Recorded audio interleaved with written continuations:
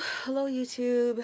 Give me a second while I find my own profile, or my own channel, I should say. Still getting used to the YouTube terminology. Okay. Okay, happy Sunday to everybody. Hope it's relaxing. I used to have a rule for myself. I try not to work on Sundays. That did not work. Almost never. But this is a future rule for myself. I'm not gonna work on Sundays. I'm gonna promise myself I'm gonna stick to that. It's very nice to have a day that's just like relaxing, even if it's not Sunday, even if it's like another day of the week. But anyway, hope everybody's having a good day. As per usual, sometimes I have things that I want to talk about and then something else comes up, and something else came up today, this morning. So I want to spend my time talking about a couple things, and I feel like I know. So first of all, if you're watching this after it's been uploaded, please prepare yourself. We're gonna be pushing the limits yet again, a little further and further away once again from what we might consider normal. Topics that are worth exploring, things that are worth considering. I think a lot of the information that's out there in the world is information that we absolutely should consider. It's information that is absolutely relevant, and you'd be surprised at who it's relevant to. It's people in power, it's people who have influence, it's people who have a lot of societal control, and people who have money. So I will be touching on some subjects that might, rattle the Christians, but I tend to find the Christians to be the biggest hypocrites anyway. So, if it makes you uncomfortable, such is life. Such is life. A lot of information is gate kept. A lot of information is hidden from people. And people that feel very influential in society, and I'm not talking about celebrities. Celebrities are powerless. I mean people that hold power, for sure do not want people to have this kind of information. Now, all information can be used for dual purposes, both good and bad. But there's just a point that I wanted to kind of prove with a few things that I wanted to talk about. Where am I gonna start? Okay, I want to start with this Bible verse. Well, it's not a verse. I'm gonna be reading Revelations 13. It's one of my favorite books in the Bible. Oddly enough, I would have never thought so. I don't know if I told the story before about when I was a kid and I was younger, like this whole chapter of the Bible was so terrifying to me, and now actually like this chapter of the Bible. So, Revelations 13. And I stood upon the sand of the sea and saw a beast rise up out of the sea, having 7 heads and 10 horns, and upon his horns 10 crowns, and upon his heads the name of blasphemy. And the beast which I saw was like upon a leopard, and his feet were as the feet of a bear, and his mouth was as the mouth of a lion, and the dragon gave him his power, and his seat, and great authority. And I saw one of his hands as it were wounded to death, and his deadly wound was healed, and all the world wondered about the beast. And they worshipped the dragon, which gave power unto the beast. And they worshipped the beast, saying, Who is like unto the beast? Who is able to make war with him? And there was given unto him a mouth speaking great things and blasphemies, and power was given unto him to continue 42 months. That's just 2 months shy of 4 years. And there was given unto him, 2 months shy of 4 years. Oh, where were we? And he opened his mouth in blasphemy against God, to blaspheme his name and his tabernacle and them that dwell in heaven. And it was given unto him to make war with the saints and to overcome them. And power was given him over all kindreds and tongues and nations. And all that dwell upon the earth shall worship him, whose names are not written in the book of life of the Lamb, slain from the foundation of the world. If any man have an ear, let him hear. He that leadeth into captivity shall go into captivity.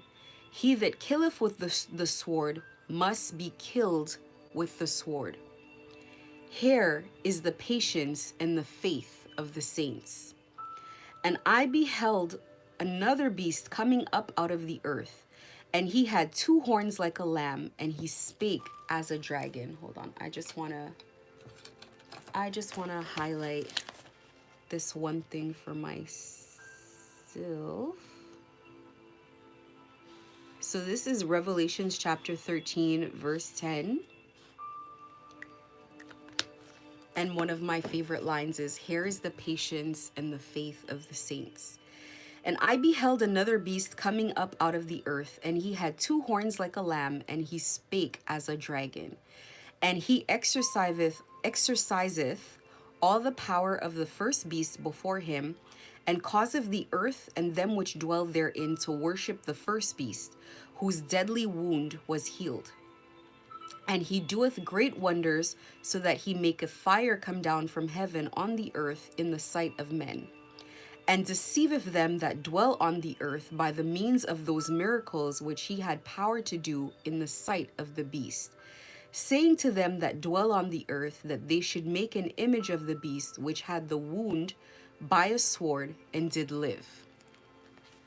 And he had power to give life unto the image of the beast, that the image of the beast should both speak, and cause that as many as would not worship the image of the beast should be killed. And he causeth all, both small and great, rich and poor, free and bound, to receive a mark in their right hand or in their foreheads. The mark is what we usually call, well, it's self-explanatory. It's the mark of the beast, right? And that no man might buy or sell, save he that had the mark, or the name of the beast, or the number of his name. Here is the wisdom. Let him that hath understanding count the number of the beast, for it is the number of a man, and his number is 666, which we know as 666. And I wanted to read something else, because the rest of it, but it's quite long.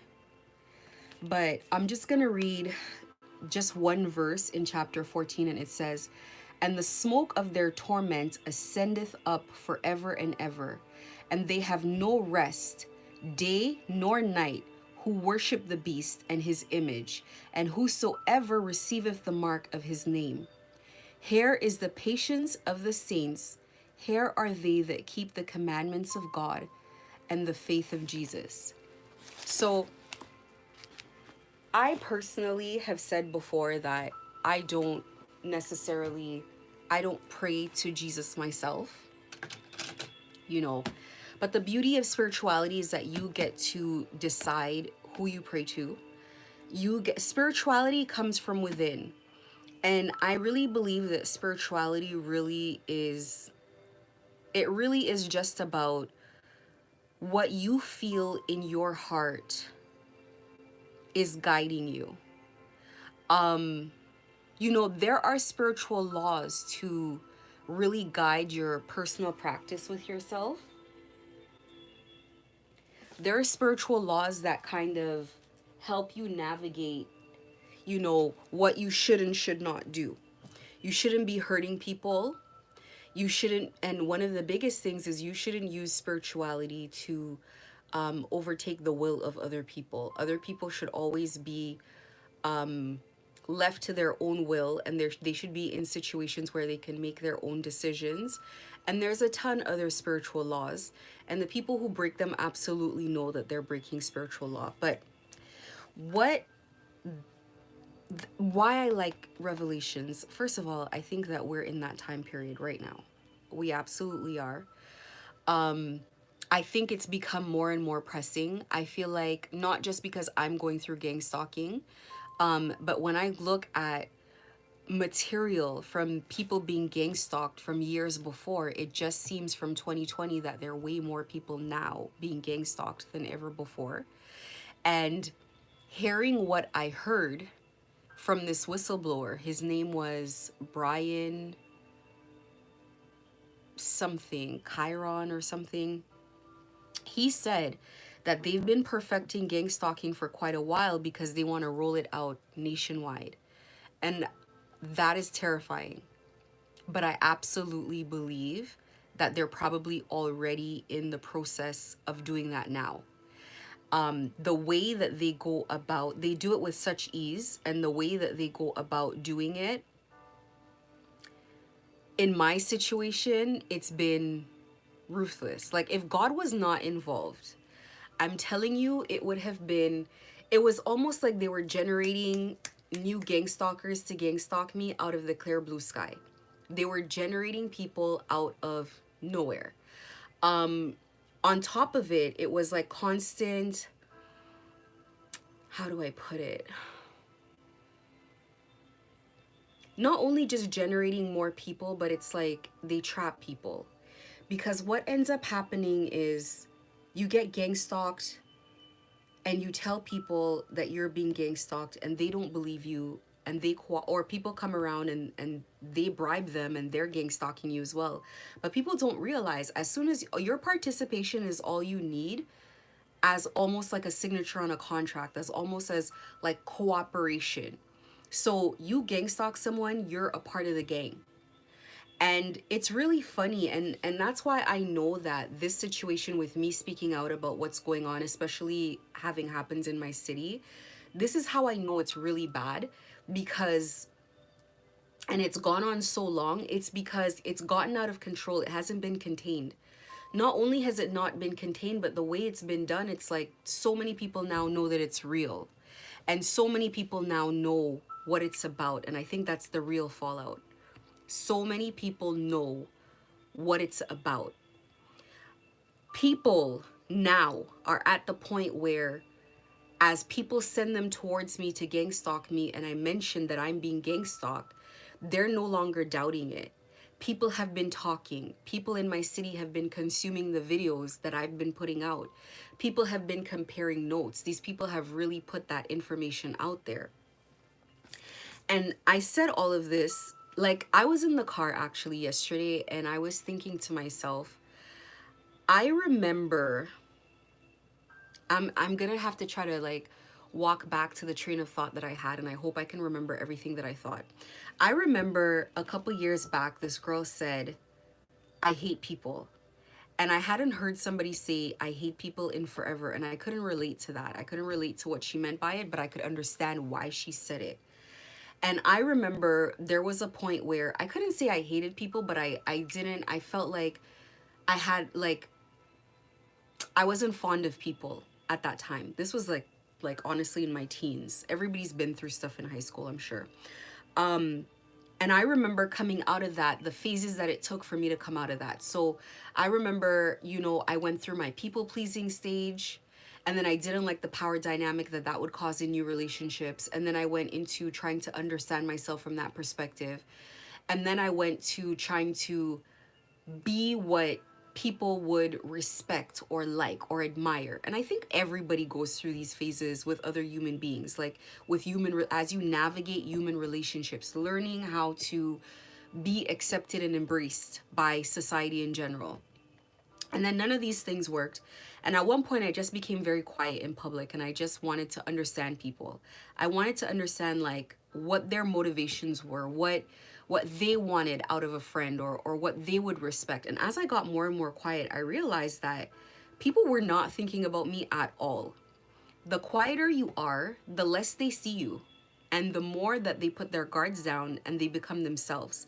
But also the more that they appreciate you, because as you're quiet, you're really seeing them. And as you're quiet, you're really listening, like you're really listening to this person.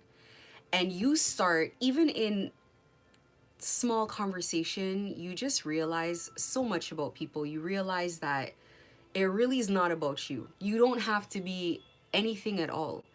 People want to be heard, people want to be understood, and people want to be pandered to. And that's where I started really feeling drained by people, because I was like, listen, not today. It was like I became the friend that everybody wanted to talk to and everybody wanted around, but it's like it's too much. It's like a lot of times I'd be like, not today. Can you come out? No, I can't. Can you do this? No, I can't. I can't. I can't be right. Like, because all of a sudden, by putting other people first, it's like a shift happened where I was like, I don't actually, it's not that I don't like this person, but I'm exhausted. I'm tired. Because what happens is everybody is really looking for a lot of what they can get out of a situation, and they're not looking at what they can give to a situation. And so everybody wants to be liked, but everybody's not thinking about if they are likable. That's a lot of, and it's like when you look at gang stalking, this is the kind of stuff that gang stalkers kind of sit back. And I'm sure at the very top, when they give them the information, I'm sure it's in a manual or a PDF or something like that. When they give them the information, I'm sure the information is very well written. But depending on the group that gets it, the way they implement it is so insincere and it's so see-through. And there are some who are better than others, some who are able to deliver a performance in a more genuine way, but there's the part that you can't fake. There's the actual, like, the love that you're supposed to have. And when you're in that sort of world, you don't have time to love. You're in survival mode 24/7. I'll give you an example. There was a realtor who came towards me, and the whole goal of her coming towards me was to list my house extremely low. And so she came around, and this was her plan, but she was so uptight. And I listened to her, and I knew what she was doing, and I said to her, I was like, you're so guarded. And I was like, you're a lovely person, but you're very defensive and you're very whatever. And she immediately eased up, and she's like, you're not wrong. She's like, I know I come off like that. And she kind of gave her little thing, but it's like, I know she's a gang stalker. So I knew why she was behaving like that. Like, I'd been gang stalked long enough that I knew why she was behaving like that. But throughout my entire gang stalking journey, and it has been for me, and I think the gang stalking program that I've been in it's not like the ones in the States that are designed to go like 2, 3, 4, 5 years. I think over here, it's really designed to knock you down in like 2, 3 months or something. It's like a short period of research and then knock this person down, and they're doing whatever we want them to do. But mine has gone on now. It's like 2 years. And in that time, it's exhausting. It's exhausting for them to keep this up every day, because the population is incredibly small here. And not just that, the population is small. It's like, even though we think it's a big city, it's fairly close-knit. The degrees of separation are much smaller, so everybody kind of knows somebody, and news travels fast. So my situation has spread all over the place, and everybody knows somebody who knows what's happened, and it's a very salacious story. It has all the markings of something that's gonna go viral. So in all of my time, and I've said this, and actually I just posted it on the community board section of my channel today, I really feel like my chief gang stalker is trying to recruit me while being gang stalked himself. In my heart, I believe so, and I've thought so for a while. He has always been under pressure. So I remember when I went to his dealership or whatever, not his dealership, I say it's a little fucking dinky repair shop. When I went down there, every time I'd be there, he'd be on a phone and he'd be talking to someone in Portuguese, but the way he's talking, it's like you can see he's calming someone down. You can see that there's someone who has more authority over him that he's talking to. And you can tell that this person is very impatient, aggressive, abrasive. You can see. And I see, this is the thing. I don't myself speak many languages. I don't only speak English, but I don't speak many languages, but I can understand them. Which doesn't make sense to me, but I know what's being spoken about. And when I hear it, it's almost like I hear it in English, but I know what they were saying. I couldn't tell you verbatim what they were talking about, but I know that it's almost like he was saying, yes, yes, yes, I'm working on it. She's here right now. It's going to be done soon. Like that was the whole vibe that I was getting of that conversation. And shortly after, by the time we got to December of 2022, he was already on medication. And to me, I think it was mental health medication. I don't think it was just drugs. I don't know what a person's like when they're on drugs, but I don't know. I felt like it was mental health medication. That's just what my intuition is telling me. I could be wrong, but I'm never wrong. So not that I'm never wrong, but I'm rarely wrong. But I felt like it was mental health medication, and I'll tell you why. At one point, I felt like I was threatening him, and I was threatening him with this. I was threatening him by saying, I don't feel good. I'm going to go to the doctor, and I'm going to tell the doctor everything that I'm going through and that I don't feel good. And he would panic every time I said that. And he's like, no, if you go to the doctor, they're just going to put you on medication. You can't run your business. Is that what you want? So there was always this fear of me going to the doctor because they didn't want me on medication. They wanted me almost like in my right mind. And so when he came around, I'm like, wait, he knows that he shouldn't be taking medication. Like, he knows why. So what is this? And then I remember when I called the police were shocked that he had come down to my store. And they were like, well, what did he say? And it was like the way they were asking the questions, it wasn't necessarily because they were going to do anything about it. It was almost just as if they were curious about what he was up to. It's kind of like, okay, you know, the best scenario is saying, say there's a woman who's sleeping with your husband, or say you're the woman on the side and you're sleeping with someone's husband and you come to report him and she's asking you, well, what did he do? Then what did he say? She's not asking you that because she cares about you. She's asking you because she wants to know how he behaved for her own purposes. That's how they were asking me, not because they cared what was going on, but it was like for their purposes. They wanted to understand what he was doing, what he was up to. And this whole time, I have seen this man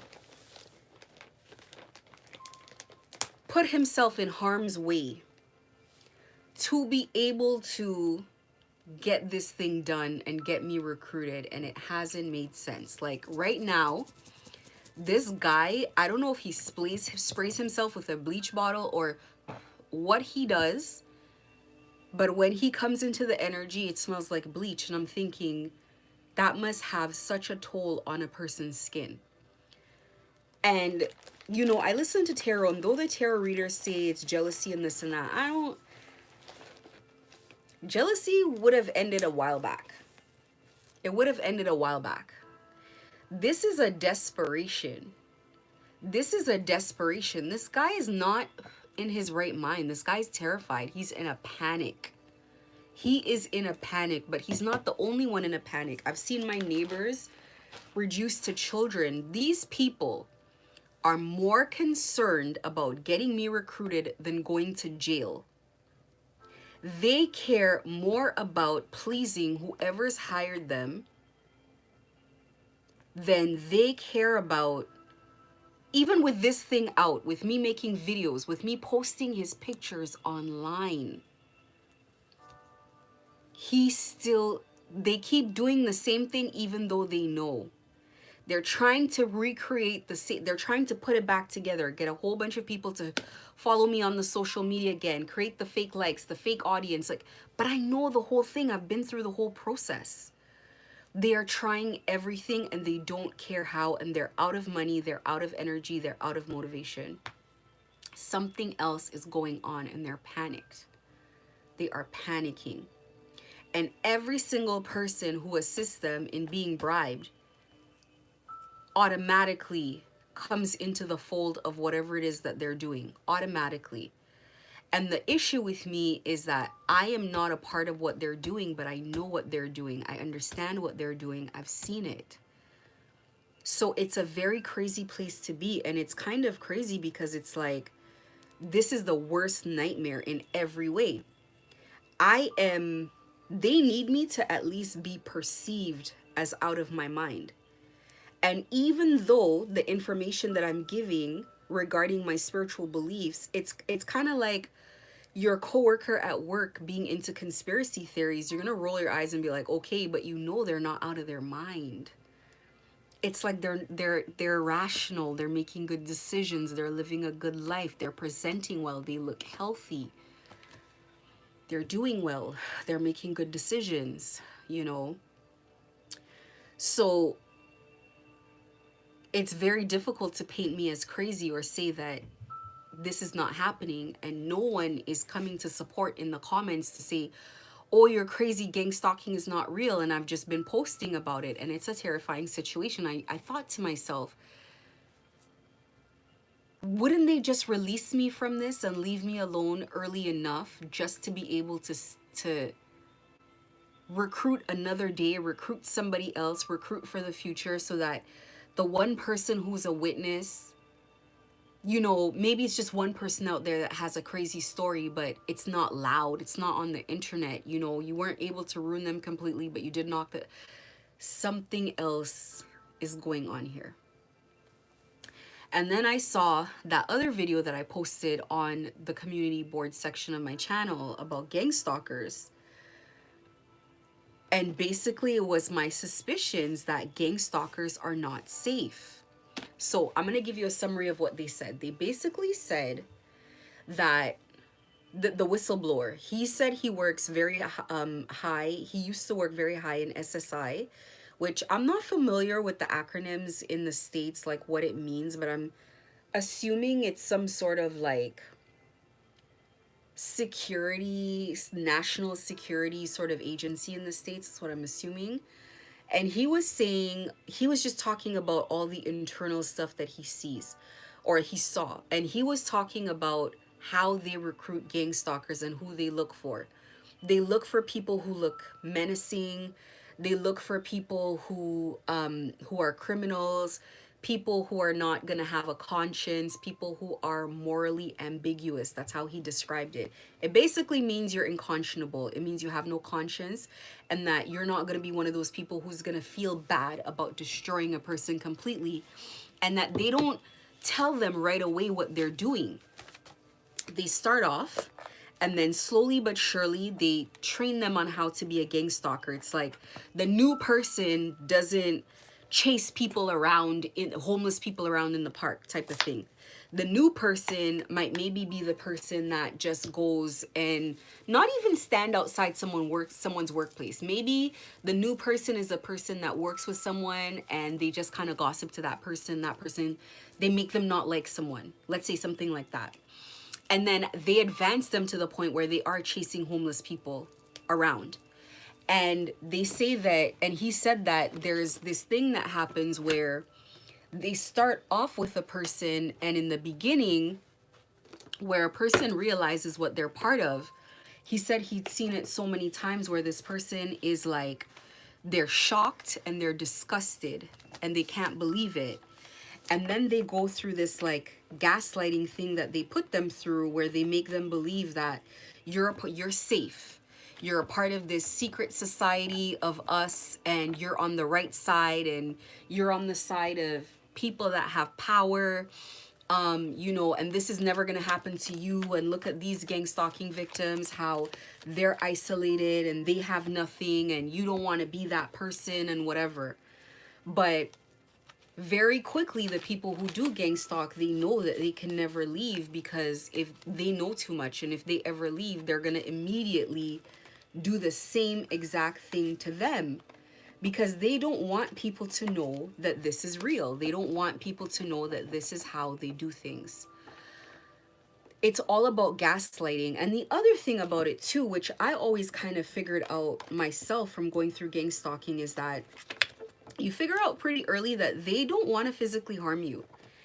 everything they do, it's meant to be covert and it's meant to hide the fact that it's actually happening. So, you know, you'll never get or you should never get a situation, especially if you're like not homeless and on the streets. I can't say what's happening for homeless people, but they don't want to harm you just in case something does happen to you, so that they never leave evidence and it never comes back that you say the gang stalkers are responsible. You guys can listen to it. There's two parts on my community board. But they never want to be blamed for anything that does happen to you. So say naturally in the course of you being gang stalked, your house gets broken into, they don't want to be responsible for that. But and they said you're not supposed to slash people's tires, you're not supposed to like do any of that. In my situation, all of that's happened to me. I have reports of how many slash tires I've had in the course of being gang stalked. This guy is now like, he took off the brake pads off of my vehicle, off of the tires of my vehicle. Like, he wants to kill me. It's gone beyond what gang stalking is supposed to be. And he literally is not in his right mind. And I keep saying that, and I don't know if like I think if you see him, you can tell. And I haven't seen him in like a very, very long time physically. But the last time I saw him, I know he was unwell. And then the last time I saw him, I was in my store, and across from my store was La Vie en Rose, which is like a version of Victoria's Secrets in Canada. And I saw him go into that lingerie store because he wanted to, it's just stalker activity. Like, stalkers don't get the point. So he was in there, he was looking into my store, and then he noticed I seen him and he panicked and he didn't know what to do, and he was trying to like look away to try to walk out. But I noticed he had started gaining weight again, which means to me he was probably doing some emotional eating, because he was working out at the time that I got to know him.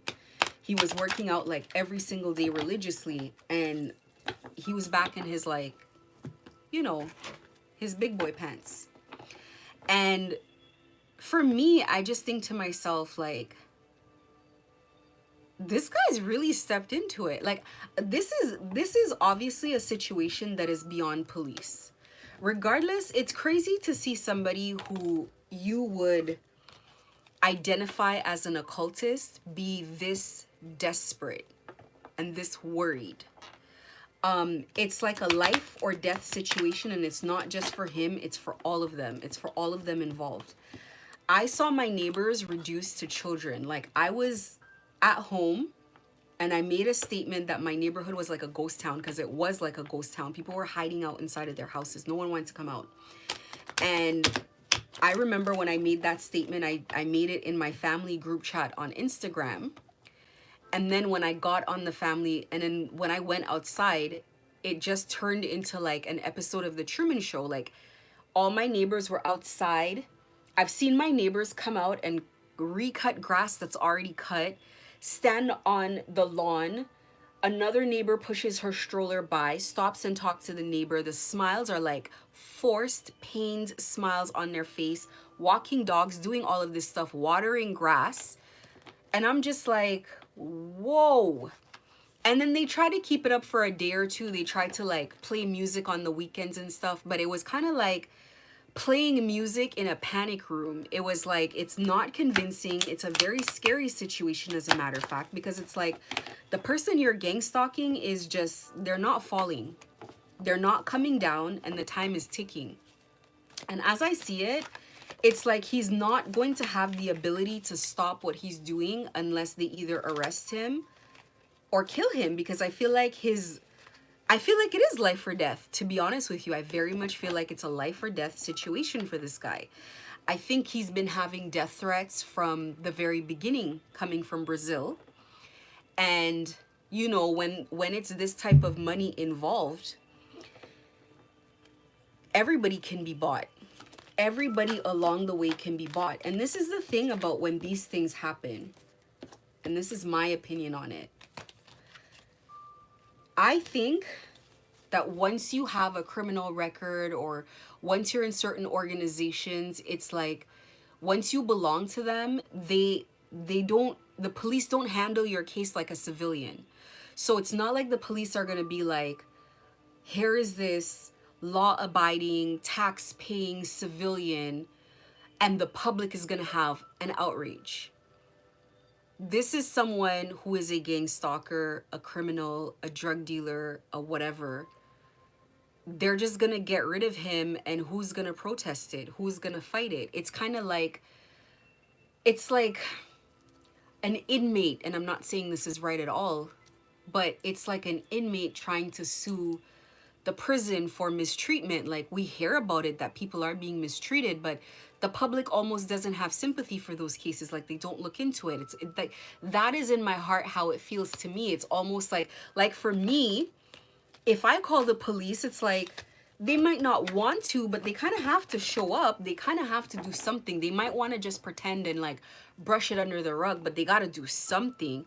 But it's like, I don't know, maybe the organization he's in, they don't even take those reports. Maybe it's not, how is he going to call the police on them? I feel like everybody could be one of them. And I feel like that's what they were going through. I feel like my neighbors felt watched, and I'll tell you why.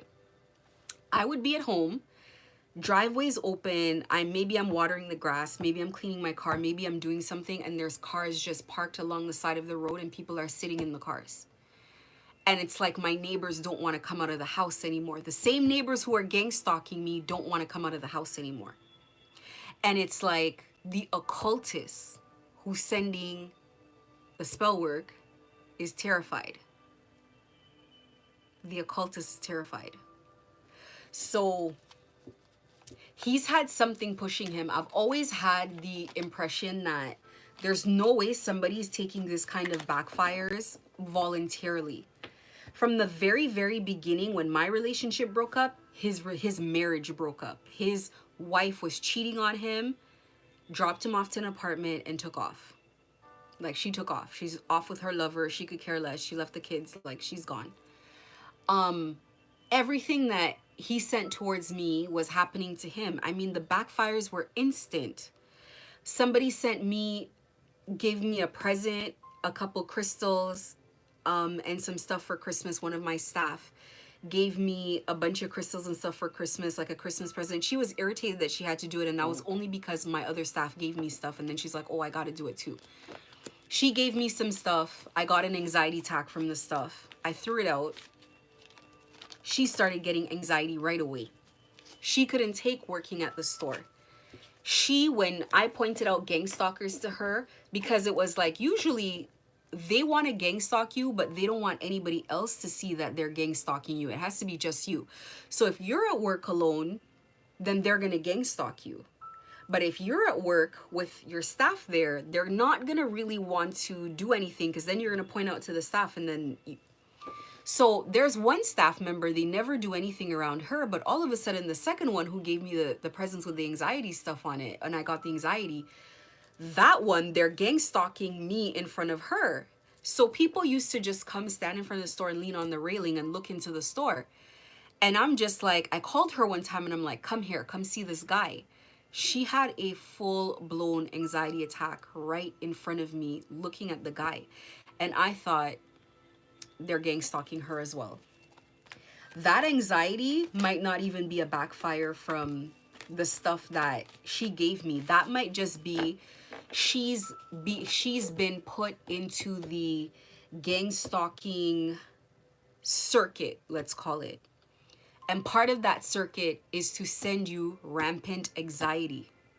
The anxiety they send you compounds on itself. Anxiety on top of anxiety on top of it. Why? Because you're not clearing it. So it's building up. It's compounding this energy. It doesn't happen to me because I don't let anything build up. It's called spiritual hygiene. It's like not brushing your teeth for 5 days versus brushing and flossing every single day, twice a day. There's very little buildup when you keep a proper routine, but when you're not, then there's massive buildup. And so you're going to find yourself in a situation where this anxiety, I've seen people who've gotten to the point of having months of anxiety. You're completely out of your mind.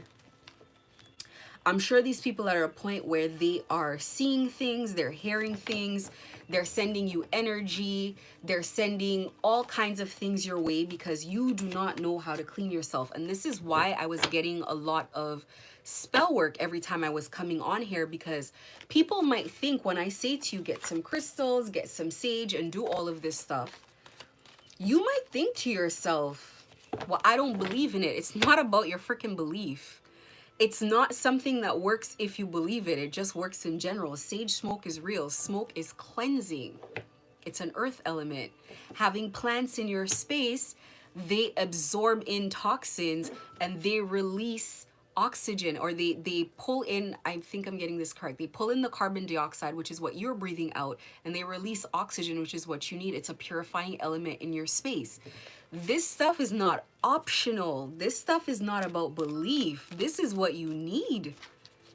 This is how I survived. If you do not take care of your mental health, I promise you, it is not gonna be long before you lose your mind.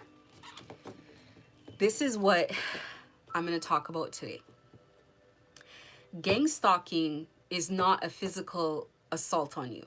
They don't steal your money. They don't touch you. They're attacking your mind. And so what you have to do is you have to learn self-mastery. You have to master your mind. I talk all about the art of war because you are at war. And I talk all about taking control of yourself.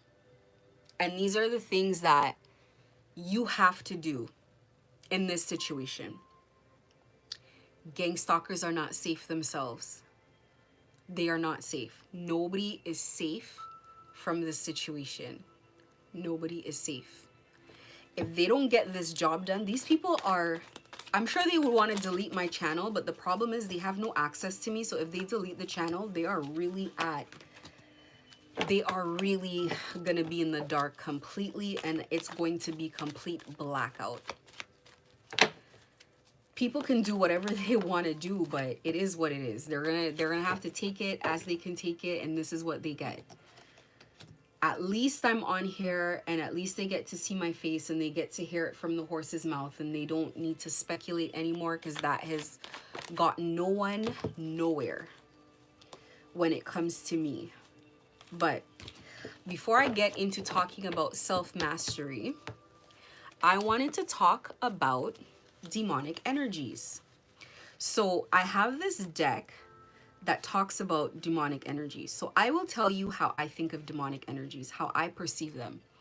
I perceive these energies as their traits.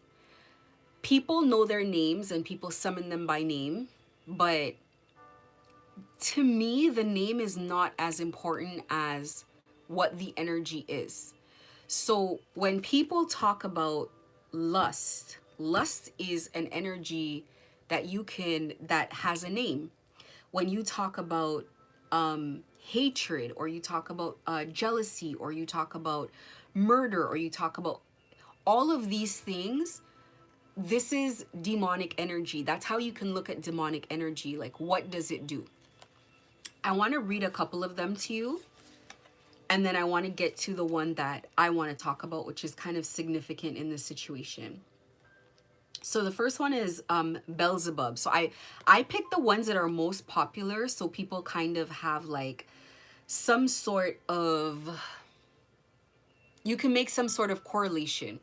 And the reason I do this is because the energy that I call mother is, people would call it the Grim Reaper, and they would think that this is a very scary energy and that this is an evil energy or whatever. But I'm going to read these cards because I want people to gain clarity on like what these energies are. So the first one is Beelzebub, and this one makes manifest the apparitions of demons, sets demons upon men to destroy them with vices. This is what it looks like. It looks like a fly. Beelzebub. There's this saying that if you see flies in your environment, it's a very bad omen. And this is how I see this energy. There was at one point in the beginning of when I was gang stalked, I knew that I was gonna be under spell work because my entire house had so many flies. I probably killed 100 of them. And as I was killing them, it was like they were multiplying. Horrible omen. Horrible omen. That was the beginning of my gang stalking journey. So that one is symbolized by a fly. Then there's Baphomet. I hope I'm saying that correctly. This one gives health and financial prosperity, connects one safely with divine. We have all seen this image before. We've seen it in Hollywood. I hope you guys can see it. And it has the Star of David on the forehead. That's Baphomet. It's the Star of David, and it has the fingers down. It has two horns, and it has angel wings, and it looks like a centaur with angel wings, and there's a picture of the moon behind it. But it gives health and financial prosperity and connects one safely with the divine. This one we all know is Lucifer, and it provides liberation and illumination, incites jealousy and envy. And this one is portrayed by what looks like Cupid with a gun in a little collection of skulls. And this is Lucifer. It provides liberation and illumination, or information, basically. Okay, you can tap into this energy to get information. Incites jealousy and envy. Lucifer is the energy of envy. More people have this on them than they know. More people invite this energy into their life than they know. And then the last one is Asmodus. Okay, Lucifer is represented by the death card in the tarot.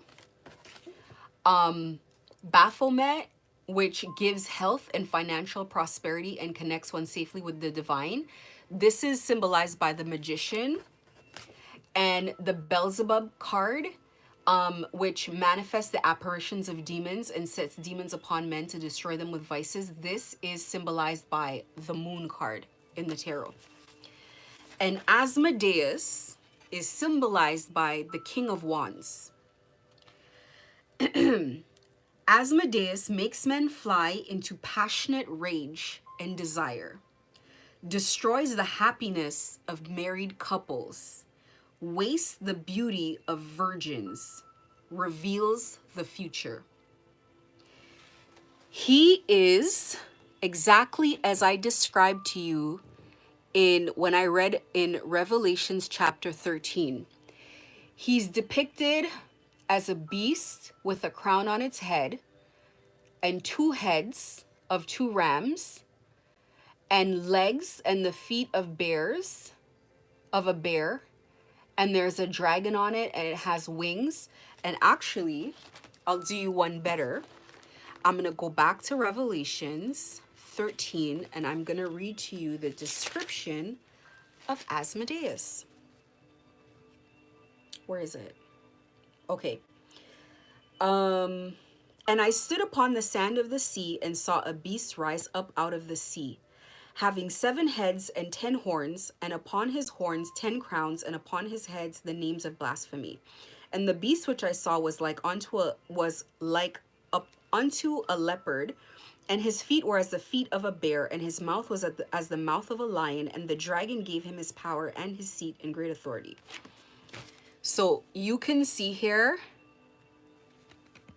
I don't know if you guys can see because it won't like focus. Hopefully it'll focus, but this is what it looks like. I'm going to read one more time what this does. This Asmodeus, which is the King of Wands, if you know anything about tarot, as a matter of fact, I will do even one better. And I will read to you who the King of Wands is, so it kind of makes sense.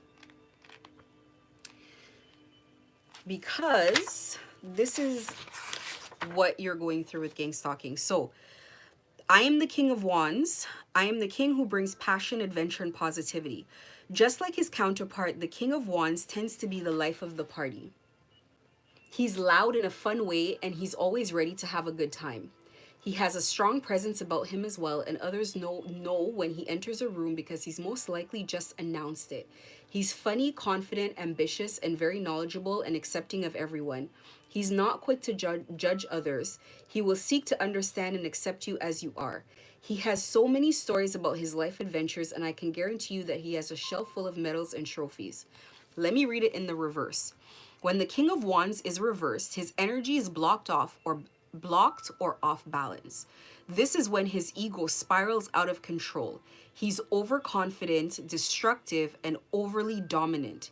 He doesn't care about how others feel because he's only concerned with what makes him feel good. Reversed, he morphs into someone who is bossy, just like the Queen of Wands reversed becomes a bit of a bully. He surrounds himself with people who are weak or followers because he loves when people feed his ego.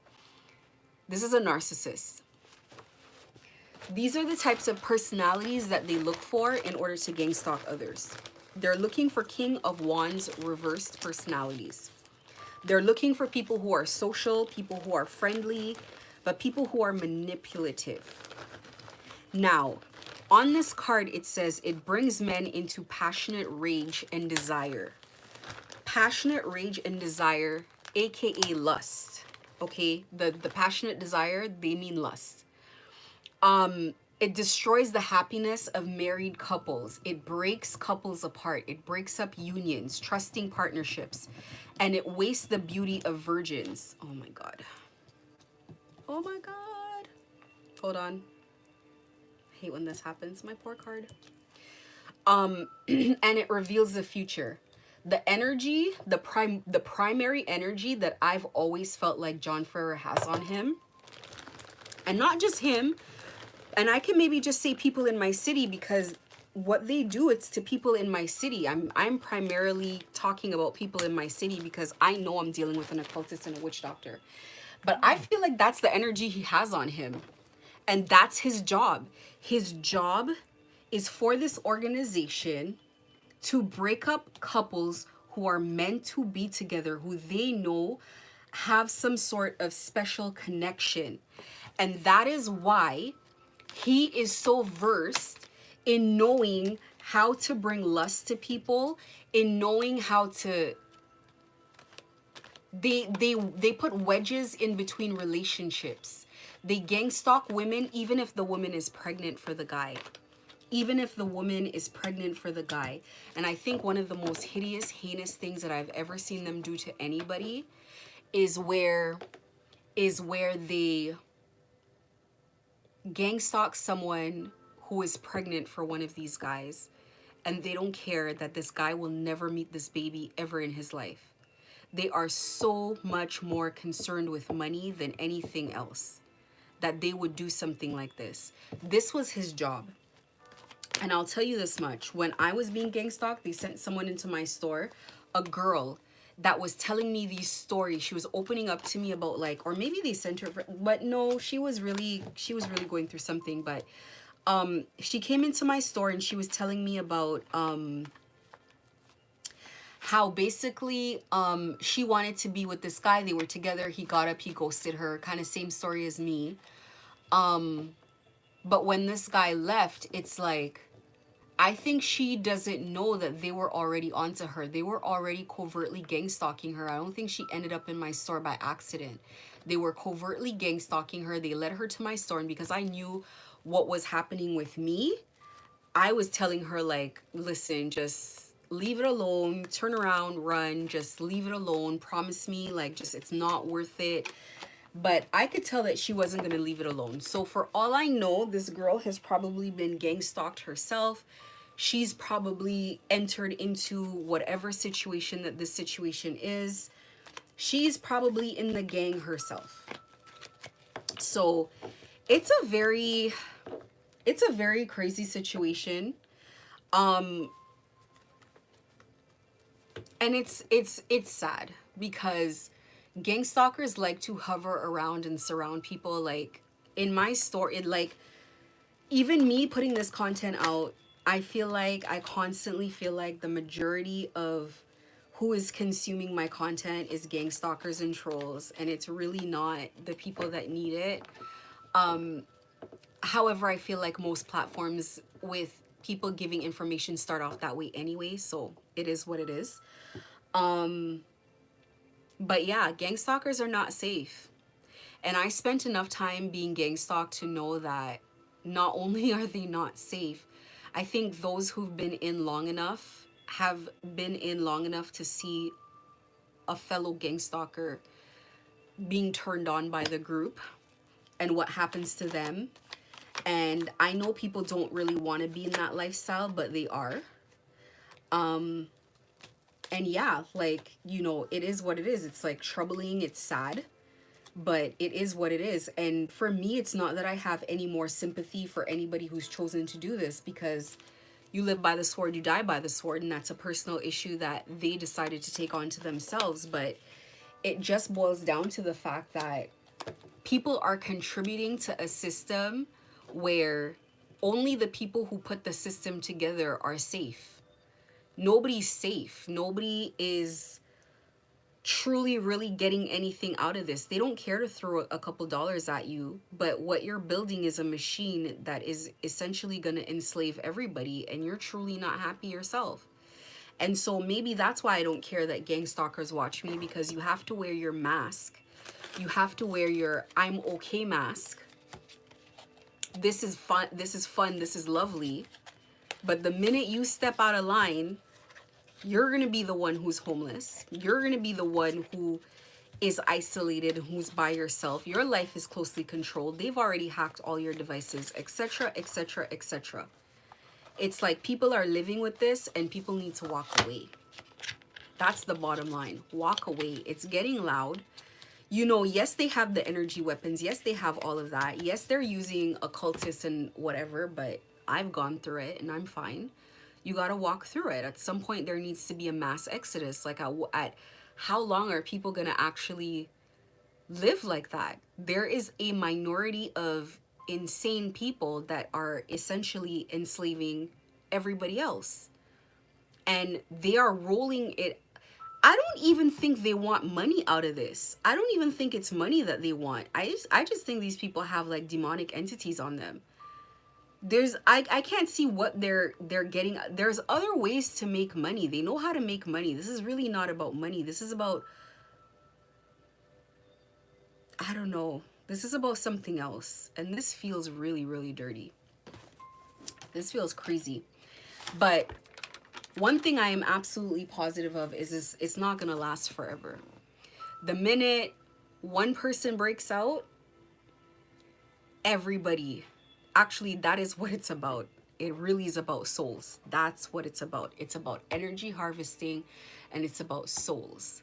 That is what it's actually about. I wanted to talk about self-mastery. How I got through what I got through, and mastering yourself. Mastering yourself is the only way to get through this. In a way, I spent a lot of time feeling annoyed. How did I get into this? Is this even real? Etc., etc. And now I'm at a point where I'm like, you know what? I'm happy that I went through it first. Because you know what? When they roll it out, and they will, when they roll it out nationwide, and they no longer care about police, and they no longer care about all of this stuff, all I gotta do is mentally push a button in my brain that says, you're being gang stalked. And I go into survival mode and I know how to handle it. The first thing that happens is my mind doesn't fly into a panic attack or an anxiety because of the kind of energy that's all coming at me all at once. That's the first thing. The second thing, I know that I don't need to lose my mind over this situation, that I can find, I know how to, you see, the first time I went through it, I didn't know what it was. I didn't understand any of it. Now I know what it is. Now I know how to get out of it. Now I know how to get to safety. I'm good. I definitely know these people are going to roll it out because nobody is above it. The judicial system, judges, police, no one is above it. People in government can be anybody can be gang stalked reduced to anything by their own social circle, reduced to a fraction of themselves, and they get them out of here. Anybody, rich, poor, whoever. That I just read it in Revelations. They're gonna turn it on everyone. You cannot buy, you cannot sell.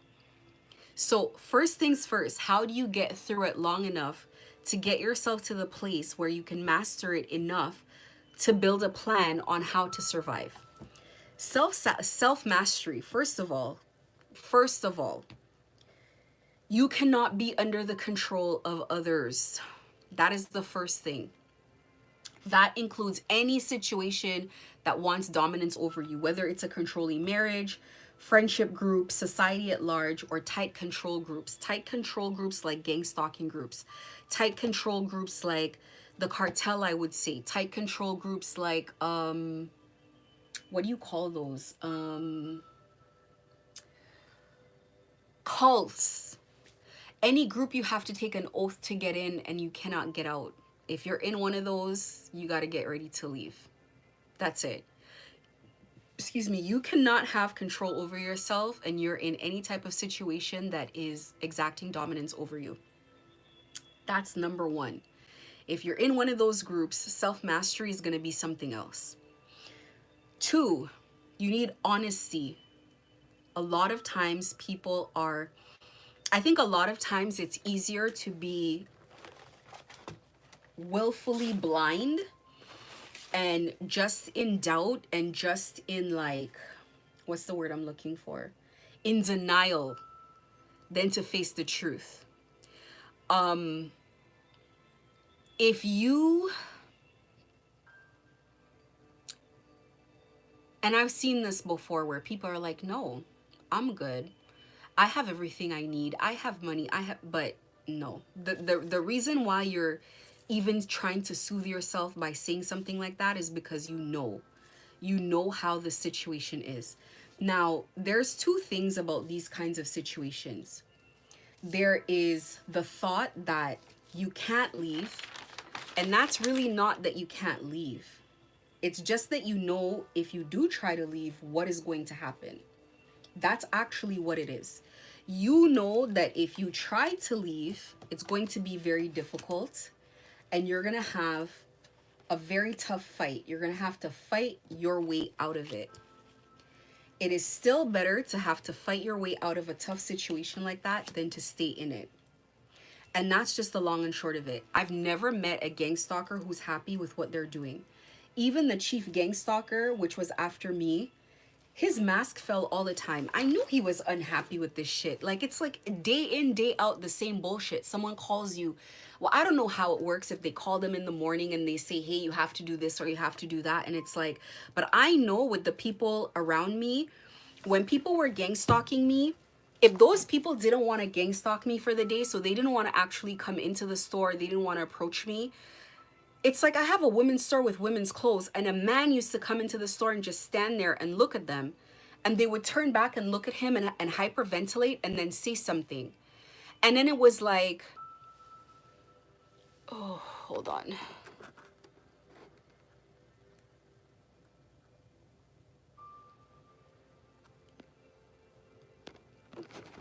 So a man used to come into the store and would be like, they would be hyperventilating, looking back. Then they would look at me and it's like they would have to deliver their lines in like a panicked way. And I'm just thinking to myself, like, this person just want to be here. And it wasn't just 1 or 2 people. I mean, it was multiple people that like just didn't want to do this, did not want to participate in this situation at all. You have to think to yourself, like, is that actually how you want to live? Is that how you want to wake up every day? And I can only imagine like the envy people must have for like normal people that wake up in the morning and get to like live their life, get to like decide where they're going and when they go on vacation and don't have to look over their shoulder and don't have to have any anxiety. Like, I can only imagine what that is like. Like, you must be looking on, like, as it stands right now, it's not that I'm not gonna get a gang stalker here and there as I go out. They use divination to try to figure out where I'm going.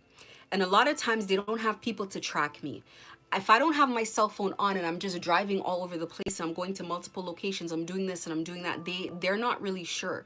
So they have to just either wait at the house for when I leave, or when they've realized that I've left after a period of inactivity, they're scrambling, and then when I come back, they're just waiting when I come back, and they're waiting for hours. Sometimes they're it's like sometimes I had no intention of going to the grocery store and I randomly go and there the gang stalkers are, because they don't know if I went to the grocery store, the library, the shoe store. They have no idea. They're like gang waiting, not even gang stalking. And they're having like anxiety as they're waiting. They're like looking around, they're nervous, and they're constantly on their phone. You could tell somebody's constantly checking in all the time.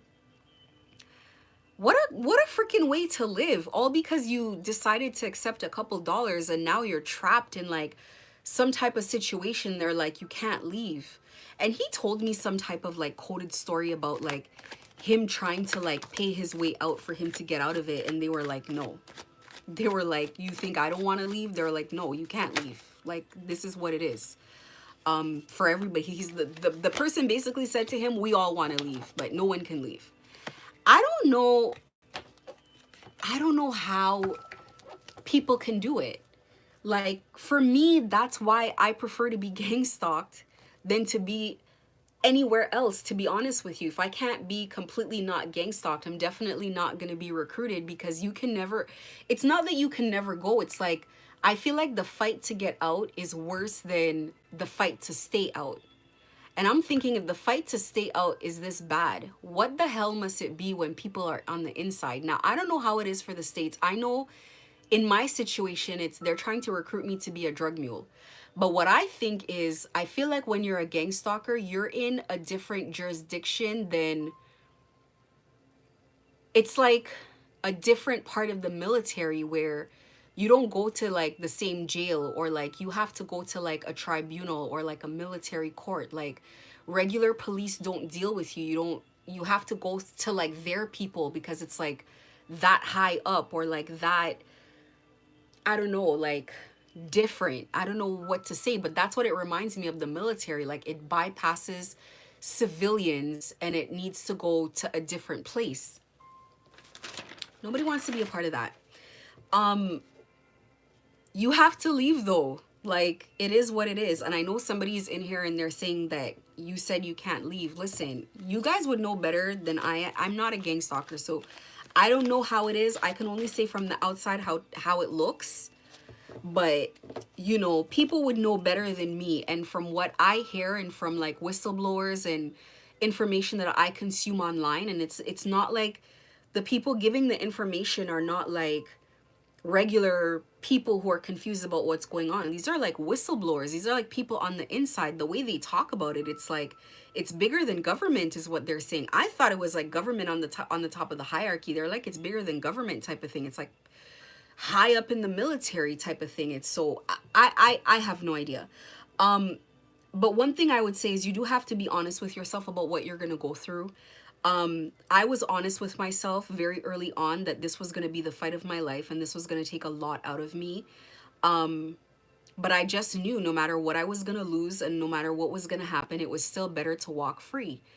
And, you know, I have days and I have moments and I have whatever where I have completely free moments in time where I'm like experiencing what it's like to be normal again. There's nobody there. I'm talking to people on the street. They're all normal. I'm doing my business. Everything is normal. There's no agenda. There's no weird. That's what's worth it to me. That is what is worth it to me. So there is that. Despite the fact that I knew I was going to have to invest, I was like, I'm going to have to like deviate from whatever my life plan is and invest. And if that means a year, 2 or 3, whatever it is, I'm not just staying in this to try to survive day to day. I'm trying to learn how to master this situation, and I'm trying to learn how to get myself to a point with this situation where I know how to live. I know how to be comfortable. I know how to find my peace. And so really, I called myself in one video the hurdle jumper, where I'm just looking for, how do I scale every hurdle that's in my way? If they're energetically making me uncomfortable, how do I get over that? If it's my finances, how do I get over that? How do I get over this? And as I've continued to close every door that I can and find solutions to everything, Some things they still get over. Some things, you know, that door still gets reopened, but I get either better at it or it doesn't affect me emotionally, which is even better than closing the door. I don't need a door closed if it doesn't affect me at all. And that's the point where you really want to get to. That ties into the next point that I have is you have to be brave to walk through that storm. You know what it's like. You've seen it happen to other people. And you don't want to put yourself in a situation where you're giving yourself a limit. You're saying, okay, 6 months to a year to this or that. Like, you just got to know this is going to be rough.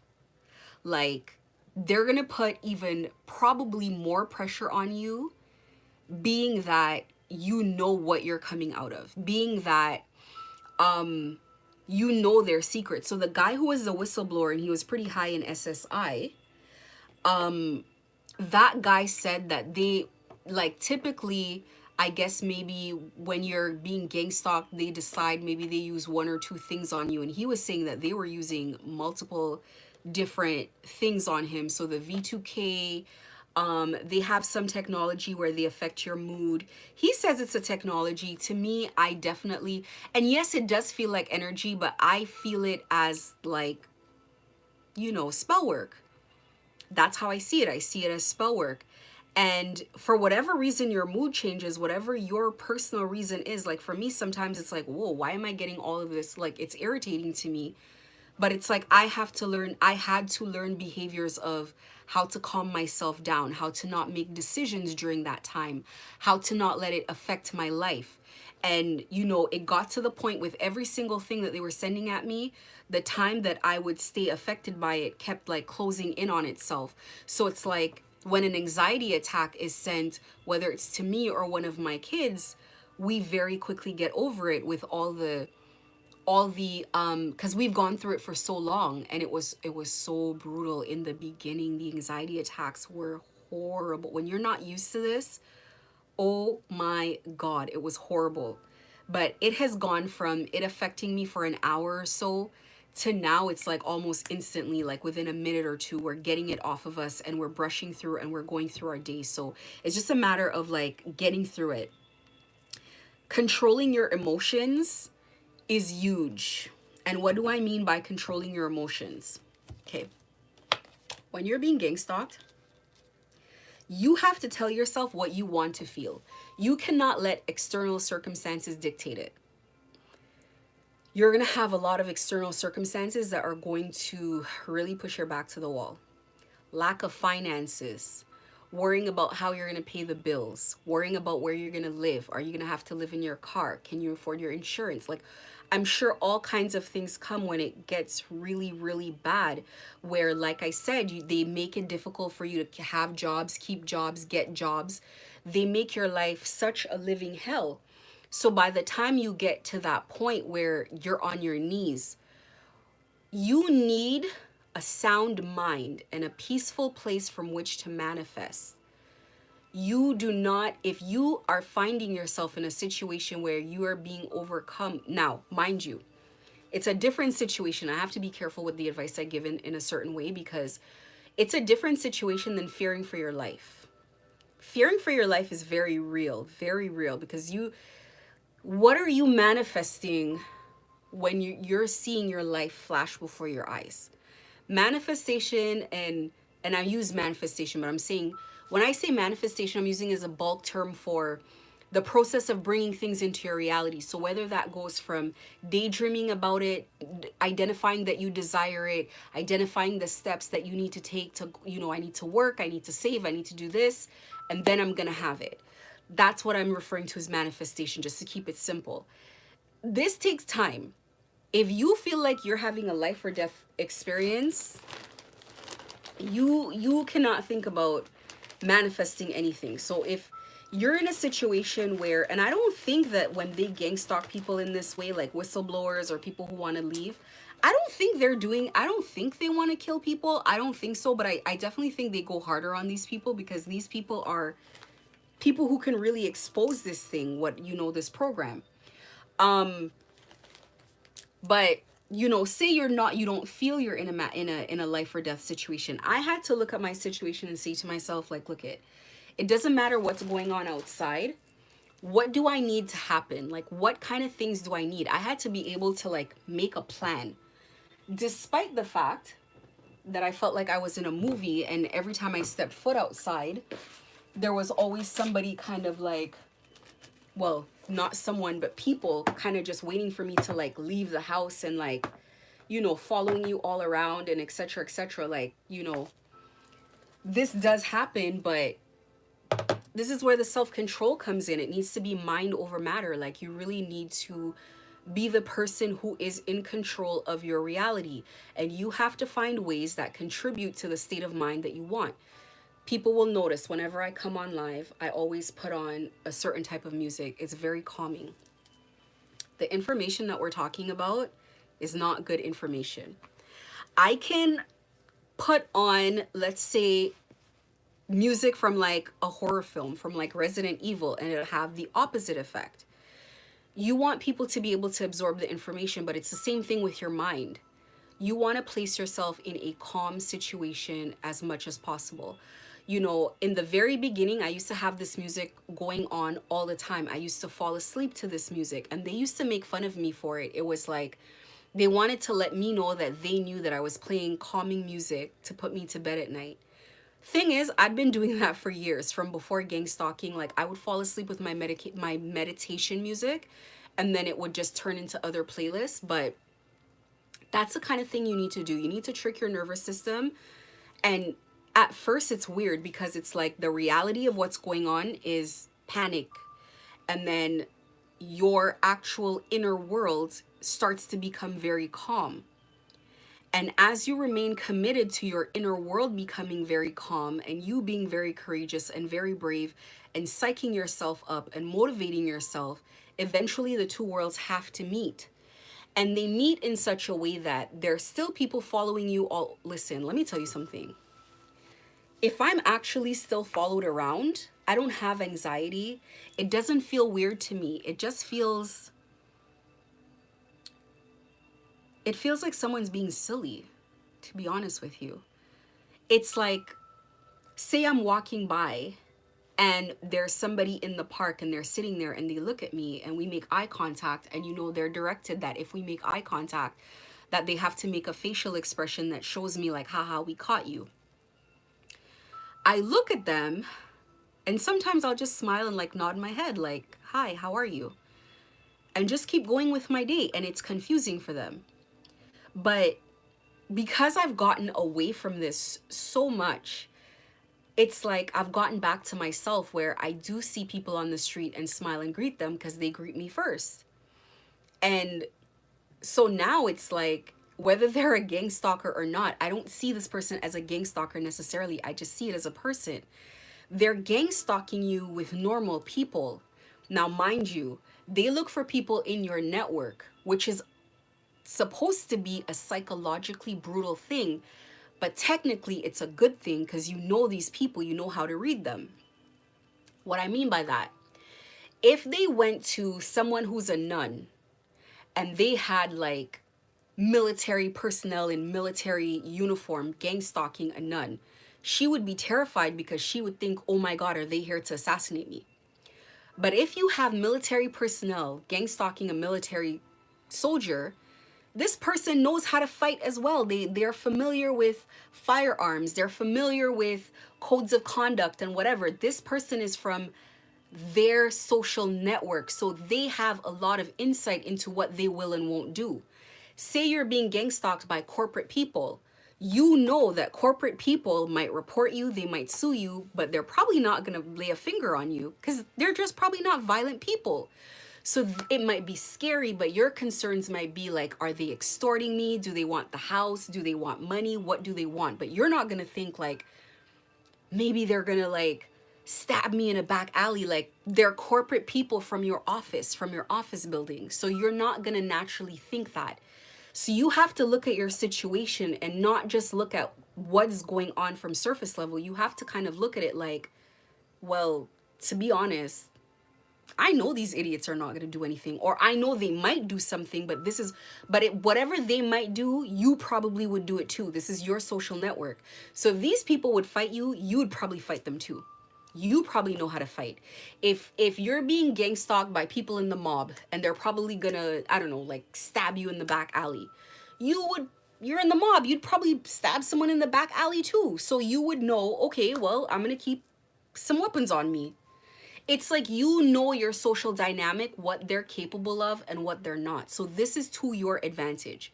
You have to continue looking at every situation strategically and not just from what it is. Very early on, I had to coach myself on that. I had to constantly remind myself. And to be honest with you, then I'd burst out laughing. And I still do, because I think it's so ridiculous. I'm like, oh my God, I'm ashamed of myself in the beginning that I was crying over this situation. I'm like, this is an old lady. Yeah, it's scary, but she's nervous too.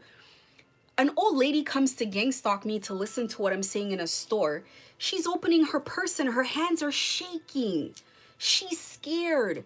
These guys come in, they're over there, they make her come over here and just stand over here for no reason. She's shaking. I'm thinking, first of all, why would they bring an old lady to do this kind of thing? This is sickening. She should be at home. Where I come from, we have respect for our elders. She should be at home. They still have her working. They had old men walking around my store. For what reason? And it's like, they don't have it in them. Like, it's not natural, the things that they're telling them to say. They're not naturally cruel people. They're naturally, some of them are naturally like a-holes. But some of them are just like, the majority of them are just like, I'm like, guaranteed you were bullied to do this. There's no way. This is not even you. Some of them are so polite, they apologize after. Some of them, it's like, I'm telling you, it's like they don't want to even do it. It's like they want me to know subconsciously that they don't really want to do this. Subconsciously, the majority of them. Which shows me, so I've gone through this entire journey with this thing where at one point I was questioning humanity, like how could so many people be like so evil and cruel? And then I came to the point where I was like, these people are all victims. It's like everybody here, maybe people had different reasons that they ended up in this, but I don't think all of these people are bad people. Like, so there's something bigger going on here, but I definitely saw why so many people couldn't break out of it. I saw the obsession. They look for people. I'm not going to say they look for people, but I'm going to say the person who is gang stalking me has a mental disorder, and people know that. And he has an obsessive personality where he will not stop and has no sort of regards for himself or others. Himself especially, he will cut his arm off to get this job done. That kind of obsession, I'm sure, is something that they celebrate, because paired with all of that, he has this huge need for validation. He wants people to praise him for what he's done. And even though this guy has no conscience, this guy's constantly looking for pity from people. I can imagine if I approached him before he was a gang stalker to recruit him to be a gang stalker, and every minute he would show me a picture of him, I would 100% take advantage of that. 100%. There's somebody who's behind he's kissing, for sure. For sure. There's somebody who he wants to, regardless of how he has an ego, because he's not gang stalking just as a job. It's personal. It's ego driven. There's something he's trying to prove. This is an ego thing. It's like an honor thing. It's like a title that he wants to continue to hold. It's like a score on like a board. This is still like a very childish energy. This is not like necessarily like a grown man. So I can see like how they look for these people and they recruit these people for certain reasons. Now, not to say he doesn't have to go, but he's taking himself out essentially. But you need to control your emotions, for sure. You need to get a control of yourself. You need to get a grip of yourself. And if that means that, you know, I had motivational things that I had written on my wall and I had taped on my wall to remind me every day. One of them said something like, they couldn't stop you last year or whatever. I'm sure they came in my house, took pictures of it, and laughed at it. But you got to do whatever you got to do to motivate yourself, to remind yourself. And when you get something really good in your head that really motivates you and makes you feel good, write on a piece of paper, tape it to your wall, and look at it every day. Even though some days your eyes will get used to it, you won't see it. On your toughest days, you'll get to read it again. You need to constantly keep yourself in a very motivated, devoted place, knowing that you're not just waiting on God to come get you, but you're doing your part.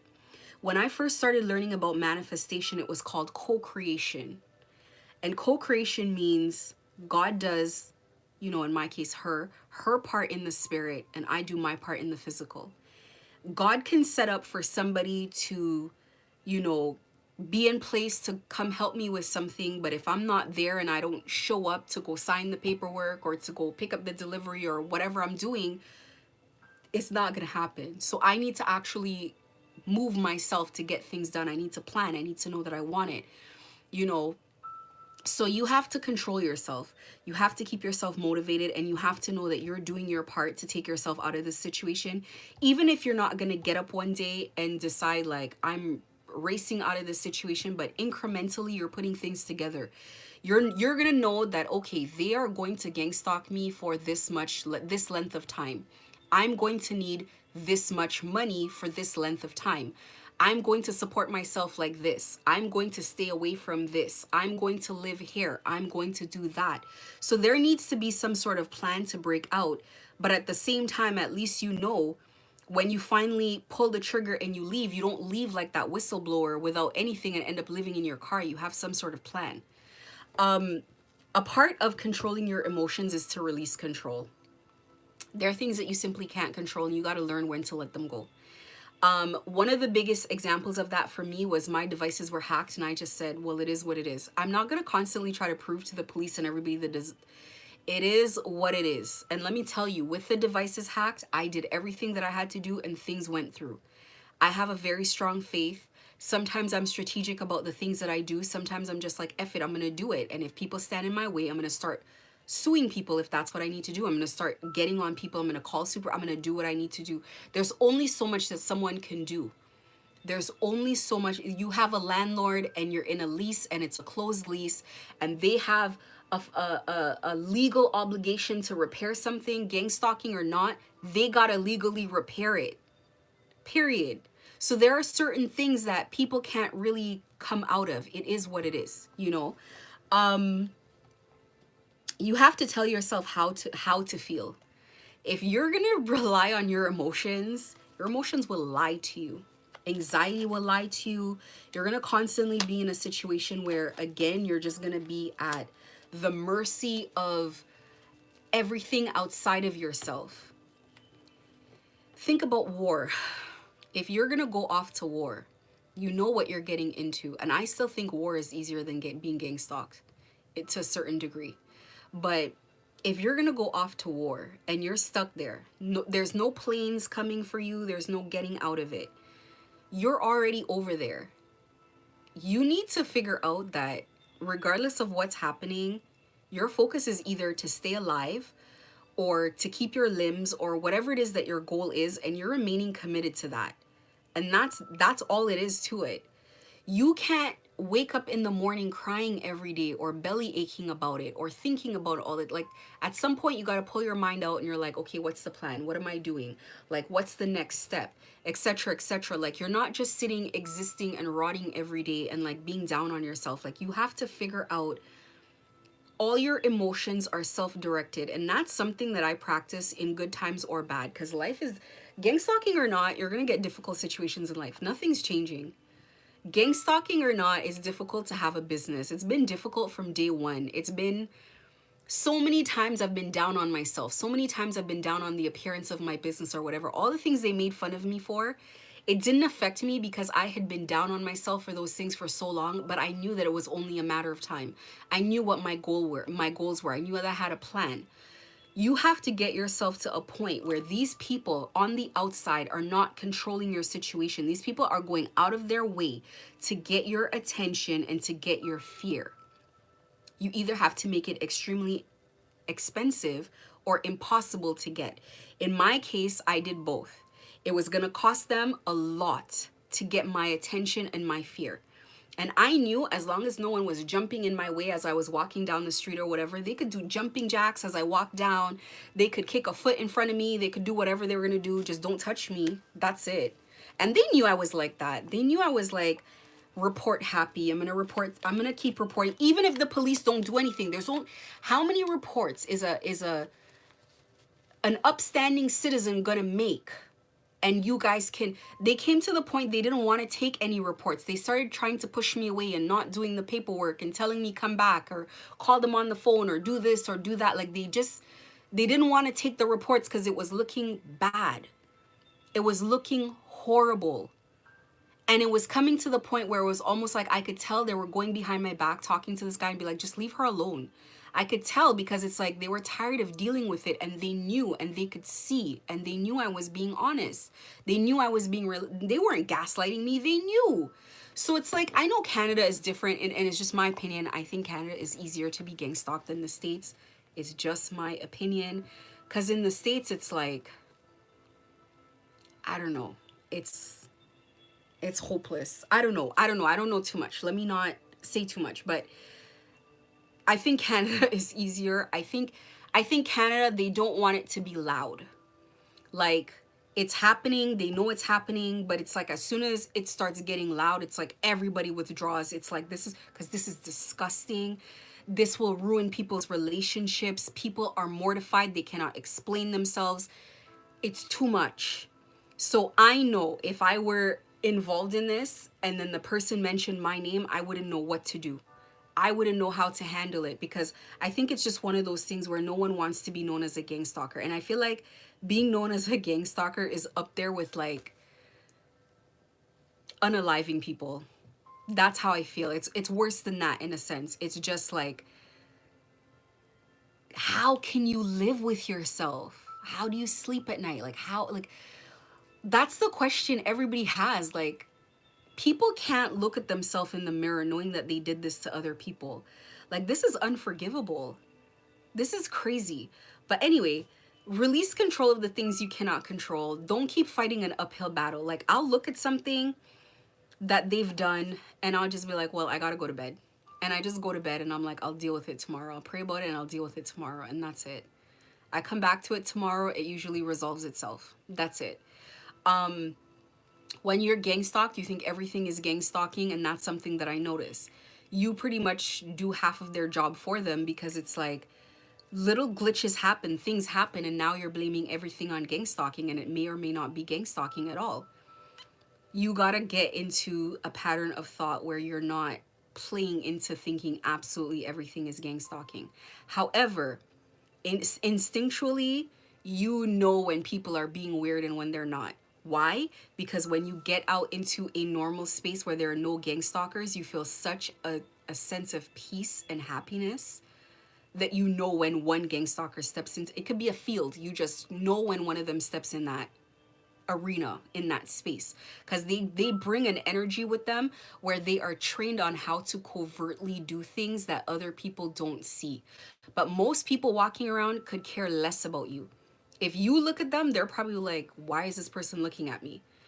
So you kind of know. But if there's something you can't control, you got to release the control of it, and then you have to train your brain not to have a reaction to it.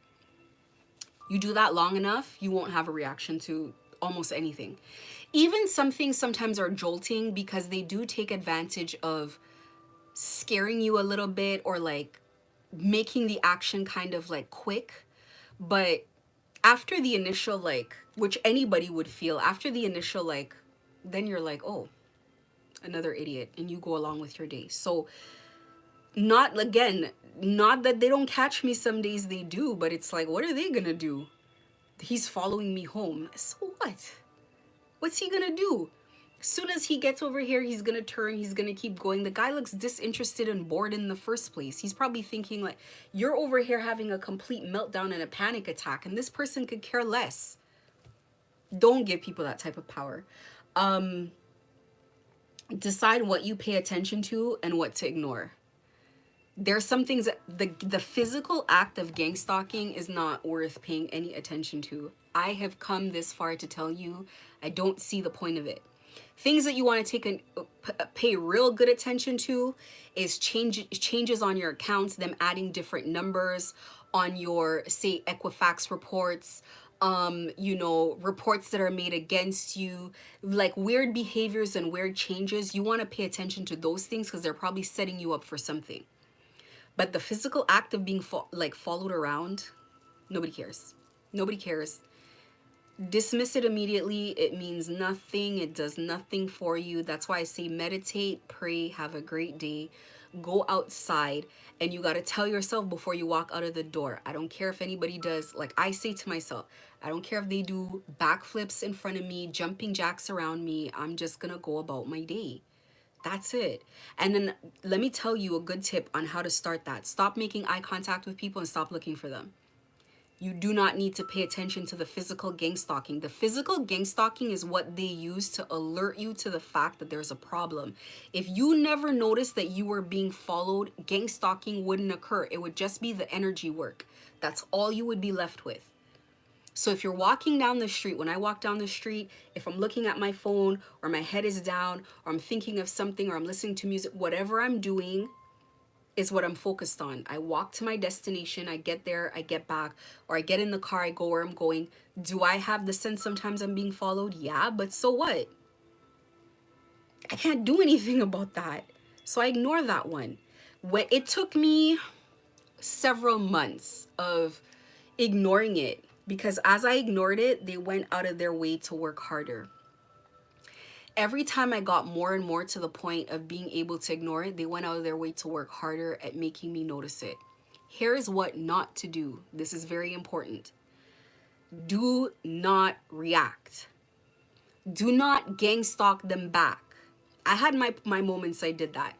Don't follow them and don't take pictures. For what?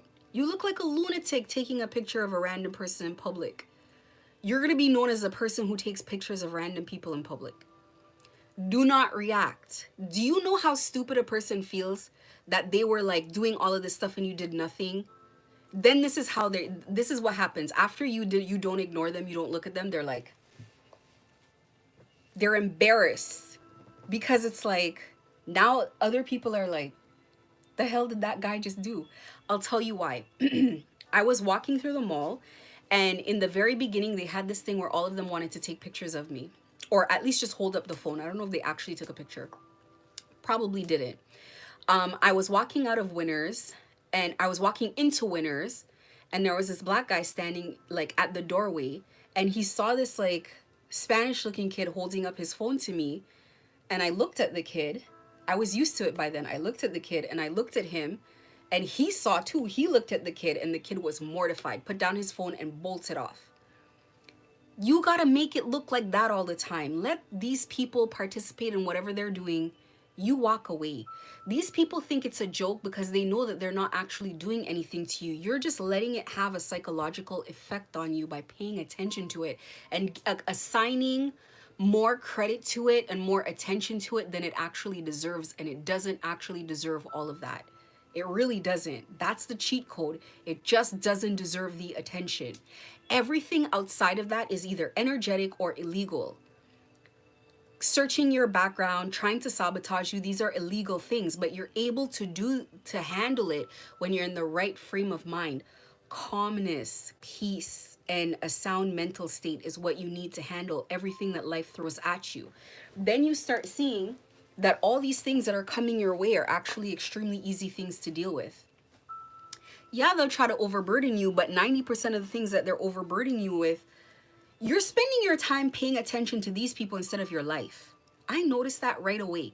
I was like, wait, I gotta pick out the new stock for like the new season coming. Why am I trying to change passwords to email accounts all the time? Who gives a shit? I just did what I had to do. I still ordered my stock, still did my campaign, still did everything. They tried the best that they could. They couldn't do anything. I constantly and I continue to do what the hell I have to do, and that's it. You can report things to platforms. I had one of them bothering me on AutoTrader. I contacted AutoTrader. They blocked him from the same one, the chief gang stalker, so called. They blocked him on an IP level. So he couldn't get back on AutoTrader. That's it. Move on with your day. End of story. Like, what are you gonna do? Not take time out of your day paying attention to the wrong thing. You got to go back to high school and think about it like high school. When you're in high school, you're not paying attention to the people that don't like you, and all you got to do is get through that hallway. Put your head down, put your hands in your pocket, get through the hallway. As soon as you're around the corner and they're gone, the pressure's off. Done. Who cares? Next thing. In the beginning there's always a lot of them, but it dwindles down over time because they can only use the people in your network once, maximum twice. They really only used people once, and when they were getting short staffed, they used people twice. Soon as you gang stalk me twice, now I have an issue. I'm putting your face on social media, I'm documenting, I'm doing something. You have to don't pay attention to things that you don't need to pay attention to. Do not follow them back. That is what they're looking for. They're looking to serve as a major distraction. The distractions come harder the more important things you have to do. Those distractions come harder. Let me give you an example to anybody in here watching. Somebody came in here, they said hello. They said hello kind of like a nice guy. Then they put all the laughing emojis, and who knows if they're still in here or not. Paying attention to it is only going to take me off of what I'm talking about and taking away the passion for what I'm talking about. There's no point. Now, if I constantly let this stuff get to me, I'm going to develop a distaste for coming on live. I got to come on live every day, so I don't care. It doesn't make a difference. It really won't make a difference. If eventually what's going to happen is they're going to stop coming because they're not getting the reaction that they want. I just don't let people distract me anymore. So I'm going to have to make a chart for this one, just like I did for the rest.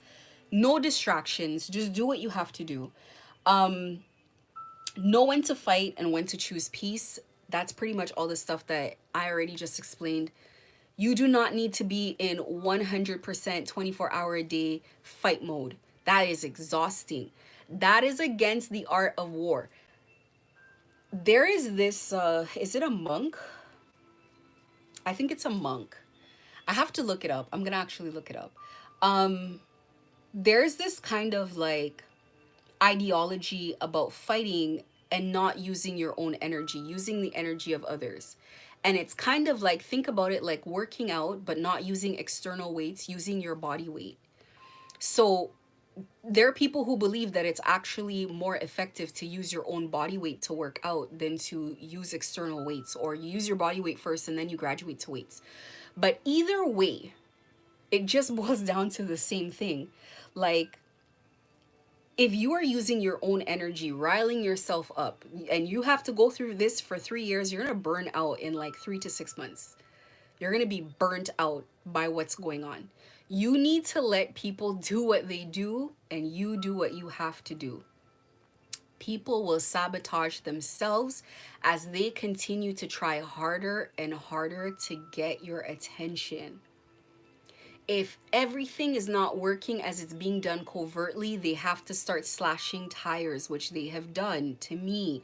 They have to start bribing. They have to start beating people up. They have to start doing all of this external stuff, the breaks. They got to start doing stuff like that. You don't think that self-sabotage? That's all it boils down to. Know when to fight. And know now, when I fight is when somebody's crossed the line. So say if somebody went into your bank account and removed money, that's something that you got to take your energy and put into, because you're doing that for 2 reasons, not just to get the money back, but to show them the consequences of when they do things that you don't like. In my situation, anytime something was done to me that really crossed the line, I had an exaggerated response. So people had to really be careful with me, because It wasn't just a police report. I was writing to the newspapers. I was writing to reporters. I was posting online. I'm doing so much. Like, I committed myself in the beginning, in the very beginning. And I don't know, let me say this first and see if this is advice I would give to someone. Because I knew that it was going to take a while to get this off my back. I committed myself. I had a list of 100 things that I would do every single day. I would do one or two things to really make this guy understand that gang stalking me was a bad idea. Whether it was police reports, whether it was, if I could even find the paper and read the list. But I sat there, I wrote out a list of 100 things. And because I knew who he was, I targeted it towards him specifically. And I think one of the things on the list was to tell absolutely everybody that I came into contact with that he was the one gang stalking me. So over time, it was a collection of people. You have to understand, a collection of activity, one time, two times, three times doesn't make a big difference. But 6 months of telling everybody that you meet, John Furr is a gang stalker and he's gang stalking me. We're at the 100th day, 100 people know. If every person tells just one person they've done a job for you, now what, 200 people know? And you continue like that until he gets the fucking point. And that's just, you know, whenever I did a live in the beginning, every single day I mentioned his name, a minimum of, I had a number in my mind, but there was a minimum number of times I would mention his name and post his picture. And it was kind of reverse gang stalking in a sense, where it was like, I'm going to make sure that he knows once I come on here, he's going to wince. Every time he hears his name, he's going to be like, he's going to feel it. And I'm going to make sure that he gets, you can't get comfortable with hearing that you're a gang stalker.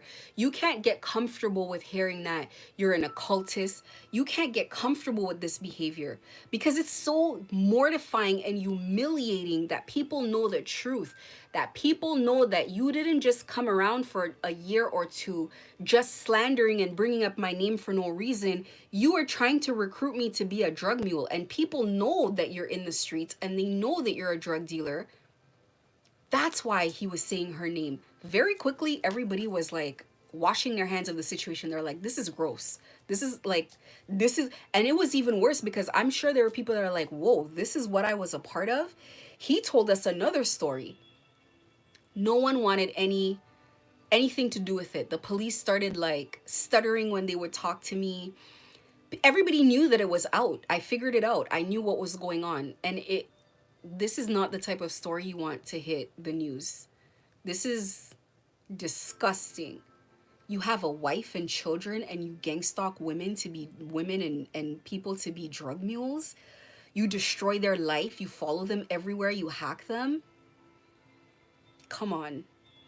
Come on. His picture was all over my social media, very active social media. I had like 12,000 followers at the time. Local people in my city, and a ton of people knew him. He always felt like he knew more people than me. Perfect. So now everybody knows your face. Daisy Porras, the other one, the prostitute, everybody knows her. It's like people know who these people are, and it's like now all of a sudden they're like, wait, whoa, nobody wanted anything to do with it. I'm sure there are people who probably don't want to show up certain places, or definitely don't want me to show up anywhere. You're talking about me being gang stalked. If I go out socially, there's certain places if I go, the whole room is going to be quiet. They're not going to know what to do. You think they're going to gang stalk me? They're going to be disgusted. They're going to have to leave. And I have gone out socially gang stalked. I've gotten up and gone out socially to events with a whole room full of them, and they don't know what to do. What are they going to do? And I'm sitting in that room. What are they going to do? No one's going to bully me out of society. I'm not getting up and moving and running away. I'm not doing any of that. I don't care what threats he makes to kill me. Blah, blah, blah, blah, blah, blah, blah. Nobody's running me off. You got to get to that point. Every day gets better. It's the culmination of days that you're walking in a straight line to a goal. That's all it boils down to. My neighbor, old neighbor who hacked me, I know him. I know your kid. I know your baby mother. It's not your wife. I know you people. Do you want your name on the internet associated with this? Get out of my devices, you fucking weirdo. It's not gonna happen. They know it's not gonna happen. They're just scared for their life. They're scared because they took a ton of money. They don't have the money back to give back. I don't even know if the people even want the money back. They want the work done, because the primary job is to keep me away from my ex. Being a drug mule was a means by which to achieve that. If I decide nobody's telling me what to do, then nobody could tell me what to do. Simple. That's how you have to live your life. Nobody can make you commit suicide. You have to choose to want to do that. Nobody can make you go bankrupt. You got to find ways outside of it. And I'm going to make another video about existing outside of it at some point. You got to know how to soothe yourself, calm yourself down, relax yourself. No one's coming to do it. It's very nice. Sometimes God has to do it for me. I'm not going to lie. Sometimes I get pissed off and I could see God's trying to get me to relax. The meditation music comes on the laptop, or just different things happen and I'm like, I know God doesn't want me to be upset right now. And then it's my indication, like, I need to calm down. It's not worth being upset. But it happens. They're going to piss you off because they don't know boundaries, and it takes a long time to teach them boundaries. And that's I better write this down, because I'm going to put this when you got to teach them boundaries. You have to teach boundaries to people that are trained to not have boundaries. You have to teach them your boundaries. And this, I had, like, sometimes my boundaries were not the greatest in the past. And this was a master class in teaching people boundaries. When I say no, I mean no. And if you don't do it, this reaction is guaranteed. I was very consistent about how I would react every single time someone passed their place with me. It was the exact same reaction every time.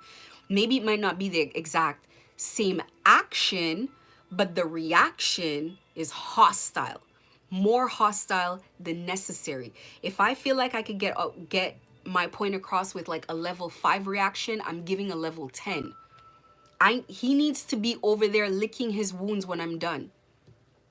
I'm not gonna, he could talk about, oh, you're a dark witch and you send energy at me or whatever. I don't care. We're past the reputation thing.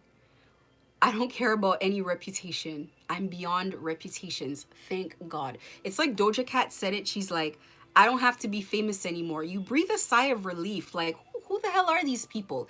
People who would accept $5 to follow me around that I need to worry about if they think I'm a dark witch?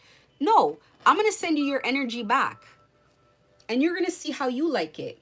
And he doesn't like his energy. Oh, great. Nobody likes their energy. They think I'm stubborn. I've been described as rebellious. Rebelling against what? Are you my husband? Are you my father? Rebellious? Am I your child? Whatever. I've been described as stubborn from the day I was born. So that's nothing new. And that's when I'm just being my normal self. I'm hard-headed. When I make a determination that I'm not going to do something, I don't scream, no, I'm not going to do it. What don't you get? I just say no one time. And after that, you're going to feel no every time.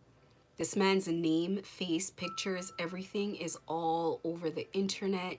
Hashtags, police stations, media outlets.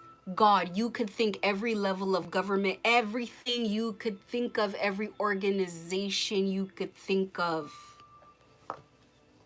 You're going to understand boundaries one way or the other until they come and get you. That's it. That's it. So you're left with the energy work. And he figured when he was like, he couldn't move in society the way that he wanted to because he wasn't getting support from people anymore, then he was sending more energy work. Perfect. I like that. I like that. Now it's simple for me. I have all the tools to handle that one easily by myself. So now we could just go back and forth energetically. I'm going to block you out, and he wants to fight. I don't fight energetically with people. We're not doing, again, I need my energy reserves. I block him out. I cleanse my space. I keep my space always a very holy place. I keep the same way I take care of my body, the same way I take care of my kids and everything else. And that's all that I can do.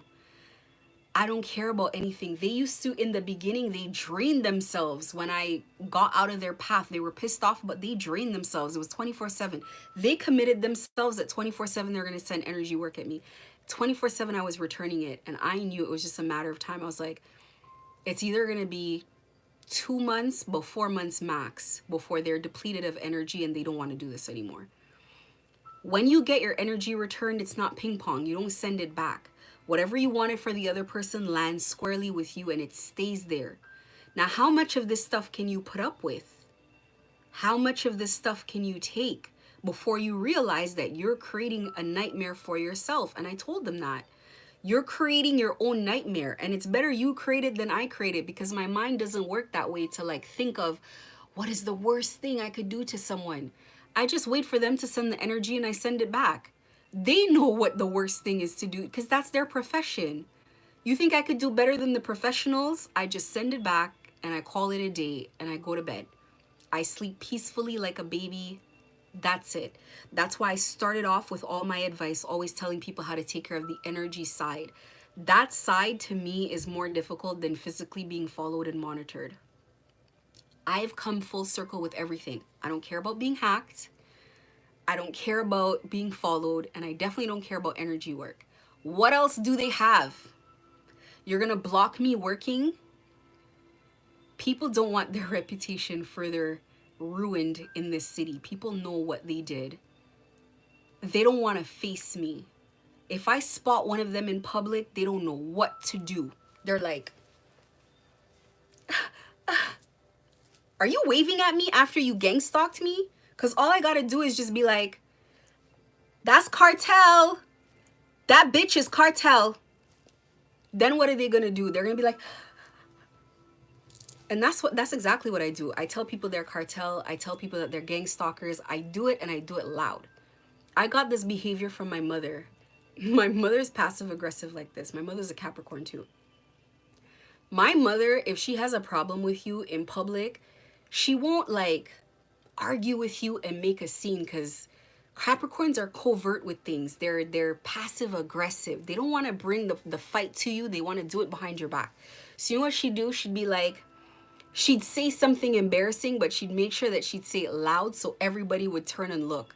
So say, for example, if you're like swiping your card let's say if somebody came to my store, and I would never do this. I don't do this, but as an example of what I mean by this, if somebody came to her store and they swiped their card and the card declined, she'd be like, and she didn't like them because maybe they did something to her, she wouldn't say anything while they were disrespecting her. She'd wait till the card declined. She'd be like, your card declined. And now everybody's like looking over like, wait, what? That's how she behaves. So that's how I behave with them. I'd be like, hey, didn't you used to follow me? Weren't you a gang stalker? They're like, and they have to run off. They have to run out of the space.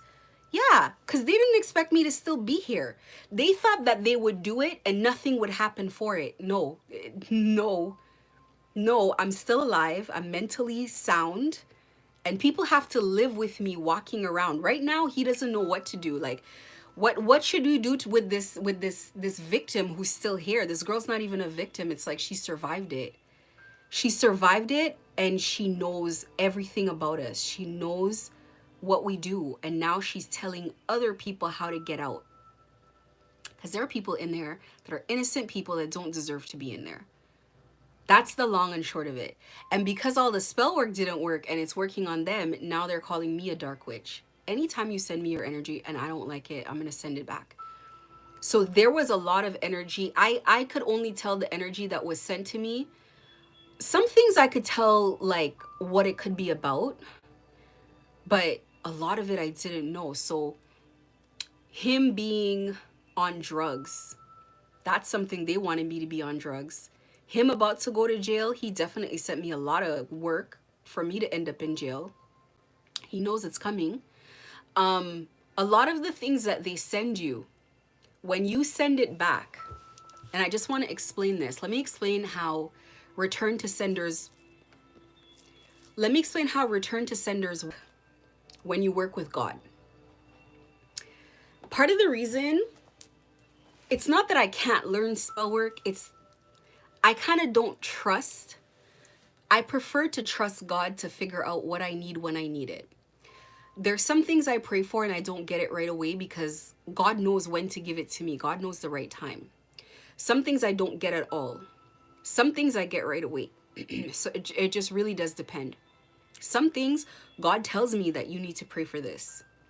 Because God can't take away your free will. God tells me, like, you need to ask for this. So I always kind of know I have that help. And if I have guidance so good, like, I just don't see the point of learning it. But the thing about spell work is that when you do it, it lands immediately if the person is not spiritual and they don't believe in spirituality and they don't know what they're doing. It lands right away. But what if you're not supposed to do that? What if you didn't know? In my case, they didn't know that I was really spiritual. Like, I really meant that, you know, like, somebody like him would have an ego to think like, this girl, like, what is she? I get paid big money to do this. I'm the best. I have access to all these people. Da da da da. Ego.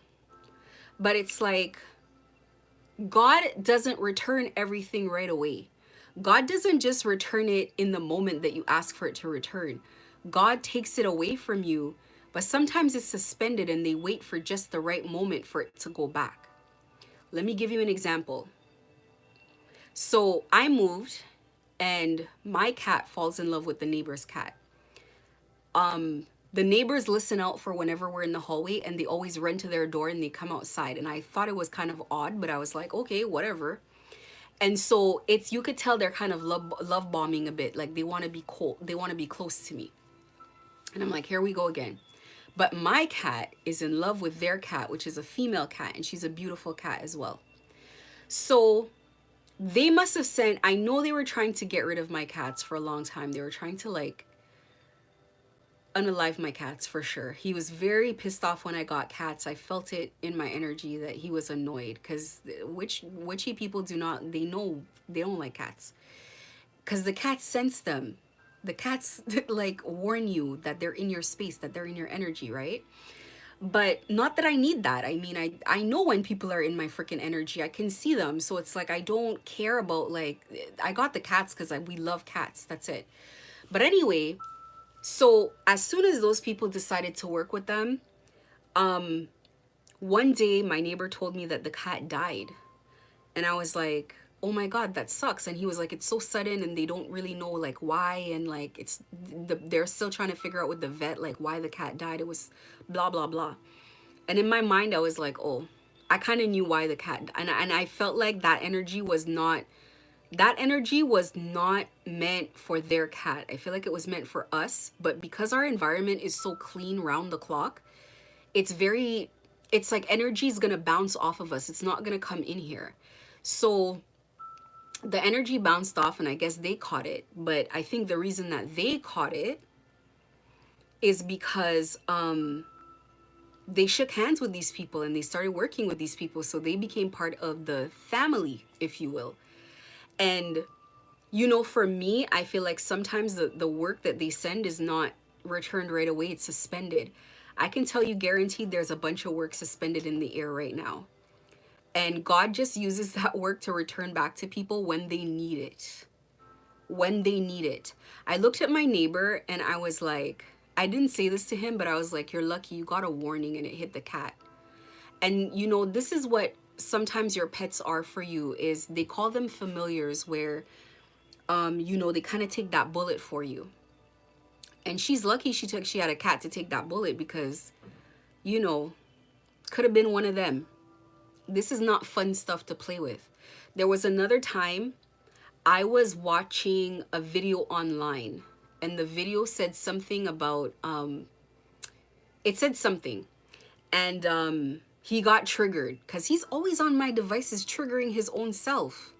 Like, mind your business and be happy. So he got triggered and, you know, one of the places right next to me, it blew up. And like, it was loud and like the fire people came and all of that stuff. But it was empty. And I knew that it was meant for us because right when certain words were said, that's when the explosion happened. And so the explosion happened, it was a Sunday, and I went downstairs and there was a Latino girl and a white girl in the lobby. And as soon as I went down and the Latino girl seen me, she's like, oh my God. And she like turned, she like jumped and she like turned and she like wouldn't look at me and she was uncomfortable the whole time. And I was like, oh, it's like she saw a ghost. It's like I was supposed to go with the explosion or something. You know how they are. They like to brag before things happen, like, watch, watch, watch. We're going to take care of this. And I just finished cooking, and I had made soup, and the soup was way too good. And I was like, I need to finish eating. So I took my cats down in the carriers, and I took my soup and my drink, and I was like sitting on the chair comfortably eating. And this girl's like side eyeing me. She's on the phone. She's talking in Spanish, this and that. And I'm just like, it is what it is. But that one went to an empty apartment. So and this happened months ago. This happened last year, and the apartment's still not good yet. Like, it's still not done. So it's like, I just know that they do a lot of stupid things, but it's like, you know that when you're protected and you're doing not just praying, but you're doing also the physical work to keep yourself protected as well, and keeping up your spiritual hygiene and making sure that, you know, God is not putting you in a position to teach you how to spiritually take care of yourself for no reason. When you're caged and locked into spirituality, it stops you from accepting knowledge that is outside of you. But this stuff is effective. If they're doing it, then there's something more to it. So when I say you want to put up an altar, you want to light your candles, you want to do all of these things, I'm not saying to do this to be evil, to sit there and think about what ways can I punish a person. This person's already under punishment. They're already under punishment. There's somebody that they cannot get, and it's resulting in life or death situations in their life. Could I have created that? No, but that in and of itself is the return of death energy. The fact that there's another group out there that it's turned into this is a manifestation of your greed. You're so greedy you would do anything to another human being, and now look at your condition. You don't have to go like hurting people and looking for trouble and whatever. And I always say, just because you can do things doesn't mean that you should do things. It comes with consequences. I can hack the US government. Should you do that? Do you think it's a good idea? Maybe you can start with like Amazon first before you start with a whole government with a military. Why would you? You know, like, you got to think through things. You had clients you could have, you go work for these people. Look at these people are not so calm. They're not easy to negotiate with. Look at the situation. You got to learn. He's not going to learn. He can't learn. It's too late. There's no point for me to put myself in a situation to be going back and forth with somebody who doesn't even care about themselves. Who's all like, this person's already beyond. They're already beyond. Once you look at a situation, God's already shown you the kind of life that people are living. When you walk down the street, they're laughing at you, making you think. They're making you think that you're the victim. And then when you look at them, you're like, hey, I'd prefer to be gang stalked than to be cartel stalked. Okay? Gang stalkers are going to make me feel uncomfortable. They're not going to kill me. I don't want any gangs after me. I don't want to owe gangs money. A gang might not like me, but I don't owe them money. I didn't steal from them. I don't even know who they are.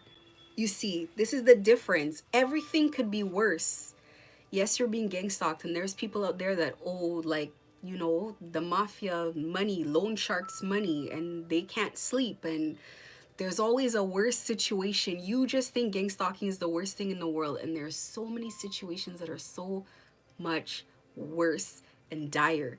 In the middle of being gang stalked, I was sitting there and I was listening to certain things online, and I was like, whoa, my situation is much easier. I just have people harassing me. I just have a stalker. And I told people all the time, I'm like, I have a stalker. And they'd be like, why are you laughing? I'm like, because it's been a year plus. Now it's been 2 years. I'm like, it's been a year. I remember I used to meditate with my crystals. My crystals are like as big as this stone. When I first started meditating with the crystal, I couldn't breathe with it on my stomach. Now I don't even feel the weight of the crystal. Why? Because I've done it so long. The crystal has no weight anymore. The gang stalking will have no effect over time. But if you don't start handling it in the right way in the beginning, you're going to deteriorate. You have to decide that instead of it deteriorating your mental health, you're going to strengthen yourself. And I knew, and I used to say it, I'm like, I can't wait till 2 years later where this doesn't affect me and I'm just gonna be. I told myself, and it wasn't happening. It wasn't happening. They weren't leaving me alone. I said, well, if they don't leave me alone, I gotta walk out. If they don't stop, I gotta leave. And I decided I'm leaving. I'm leaving the world of gang stalking. It's been lovely. Thank you for having me. You guys are gonna have to stay here and do this with yourself because I'm done. I'm gone. And it took maybe from October, I walked away. I said, I'm done with this situation, October of last year. And ever since, it's just been a cat and mouse thing. Catch me if you can. If they do, they do. If they don't, they don't. They know that it makes no difference. They're bored with themselves. Most of them are afraid of me because he's told them that I'm a dark witch. See how rumors work in your favor? Most people are afraid of me. So when they do gang stalk me, they're very polite. They nod. They give a nervous smile. They wave a little bit. Some of them see me coming. They get pissed off. They jump. They turn and they look at the wall. They're not stalking at all. If I go to somewhere and they're waiting for me, they just want to be able to say that I was there. Nobody bothers me. They look away. They make sure they don't make eye contact. It's like they have a job to do, but it's like the dark witch is gonna kill us. It's him doing the work. It's just getting returned on the group. But they're saying that I did it. Either way, I'm like, hey, it works. It works in my favor. And I'm glad I nobody pushed me to go learn things that I don't feel like I need to learn. I feel like God takes care of me well enough, and I feel like God will return to me everything that was stolen from me at the right time. And it's a matter of just having patience, which is not always easy. I preach about patience and discipline. Discipline comes easier to me than patience. I have a lot of patience, but it's like, Jesus, it's been years. It's dragging on, but it is what it is. At least I'm not suffering, you know. I don't want to say I'm not suffering the way that they want me to. I'm just not suffering. It is what it is. And when they piss me off, then I pray. And you know, they can go in divination and they could tell when you're praying. They don't like when I pray. They don't like when I pray at all. I wouldn't either, because, you know, and nobody wants to go through what this John Ferrer is going through. Who wants to go through the John Ferrer cycle? To lose it's another case by itself. Motivate yourself. Tell yourself what you want, even though you don't believe right now that you're gonna have it.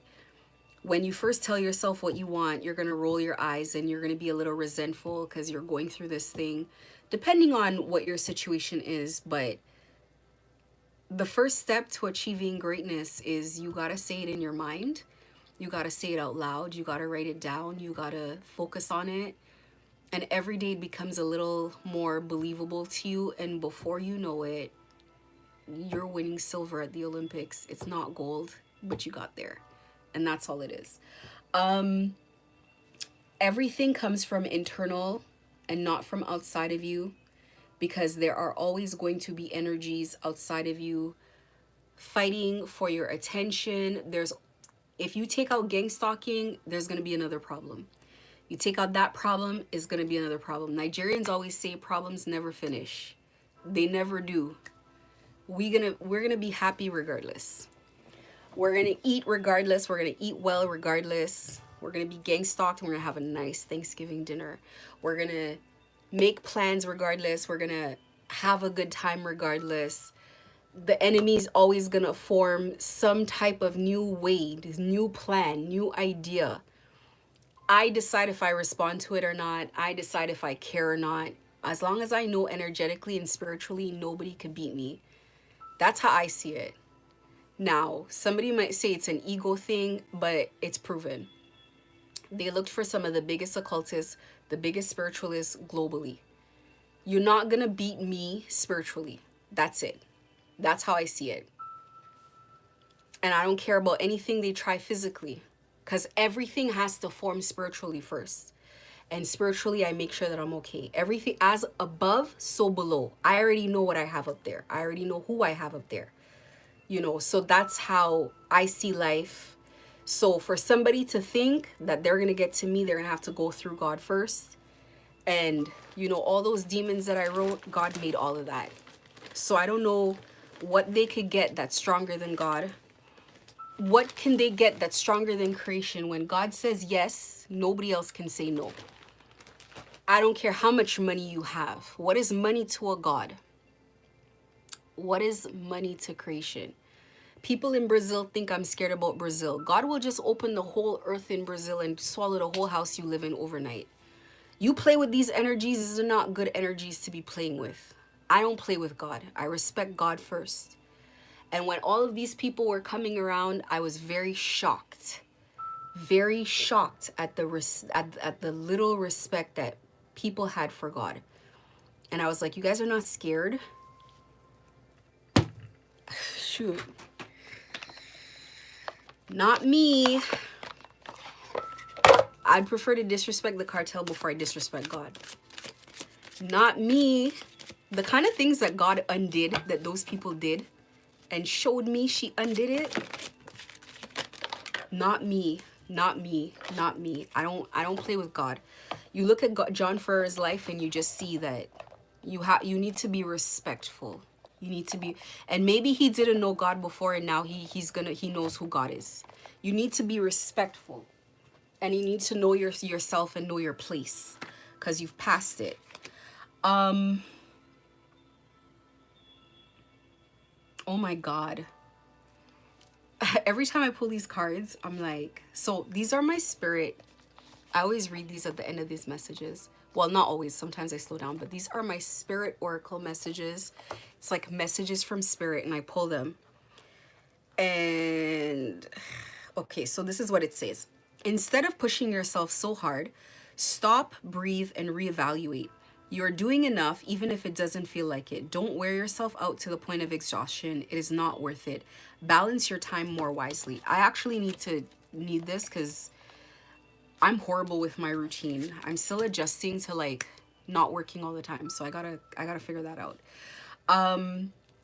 Slow down and take your time. There is no need to rush everything. You're already doing your part.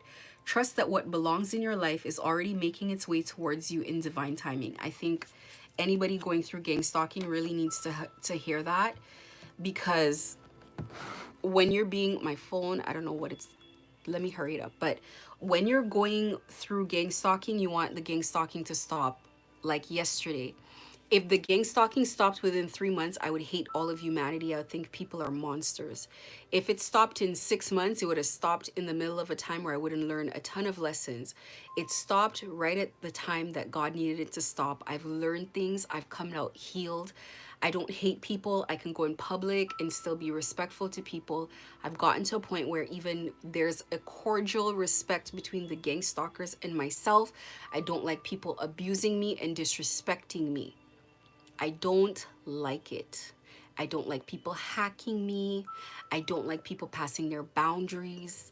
Whatever way it takes for people to understand that, I ask God to do what's necessary. And if that makes me a dark witch, then it is what it is, okay? Dark witches would not be up here telling you guys how to clear magic though. So that is what it is. And the last one is resilience is one of your strongest qualities you have.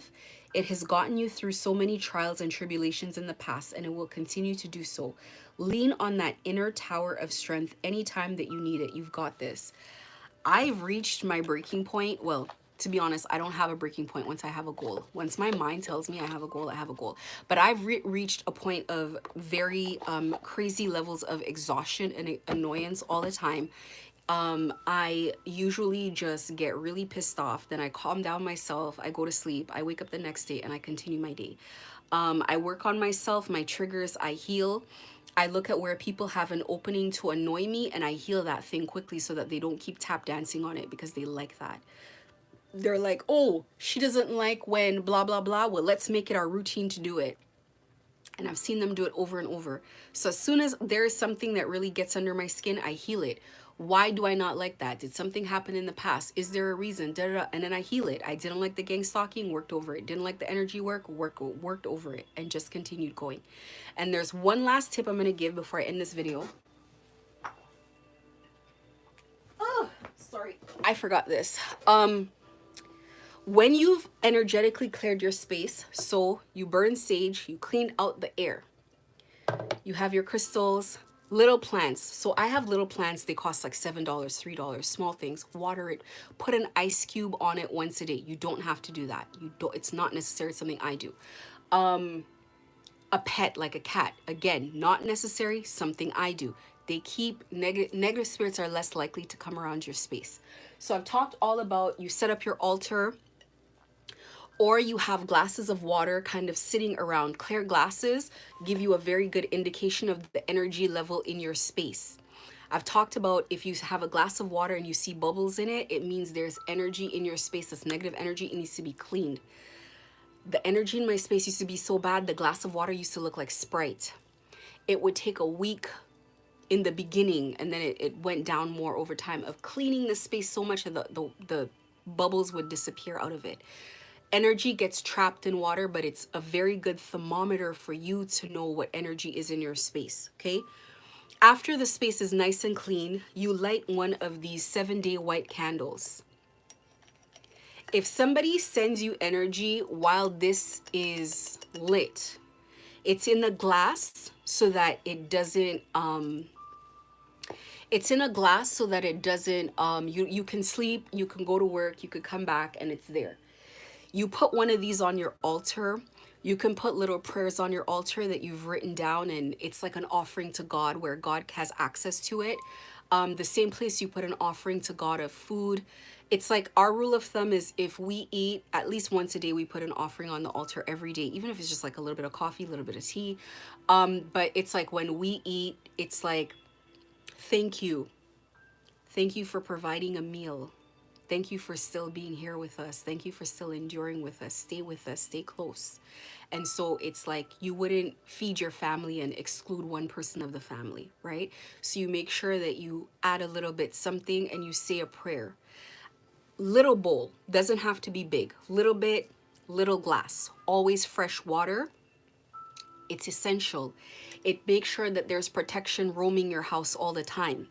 What keeps the protection strong, amplified? The fire. This represents white, represents purity. The white candle amplifies all the other candles. So the white candle represents purity and healing. This is also can be used to return energy as well, but you don't even need to pray for it to happen. You just need, it's once it's lit. Once it's lit, it does its job. It's like it's on the altar has fresh food, the candle is lit. You have water, so you have all the elements. The food on the altar, we put fruits as well. You put fruits that your ancestors liked. So wherever your country's from, you know, there's things that like my grandmother liked. So those are the foods that I put on there specifically. Some days I have a really good day. Something nice happened. I have a nice memory and I say, let me go cook you something. And I cook something specifically for her in mind that I know she would like, and I present it to say thank you. Big or small does not matter.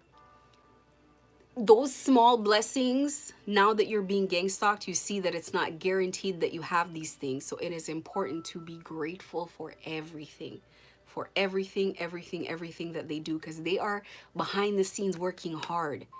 They have to honor people's own personal will, to not break people's personal will to make a decision, to get people to do things for you, to get things to go your way, to get that person to not be there that day, to make a lucky little opening for you, to get something. Like, they're going out of their way every day. So that little thing, you got to say thank you. But even if I don't cook for myself, it pushes me to eat properly, because you cannot put junk food on there. You want to put natural, healthy food.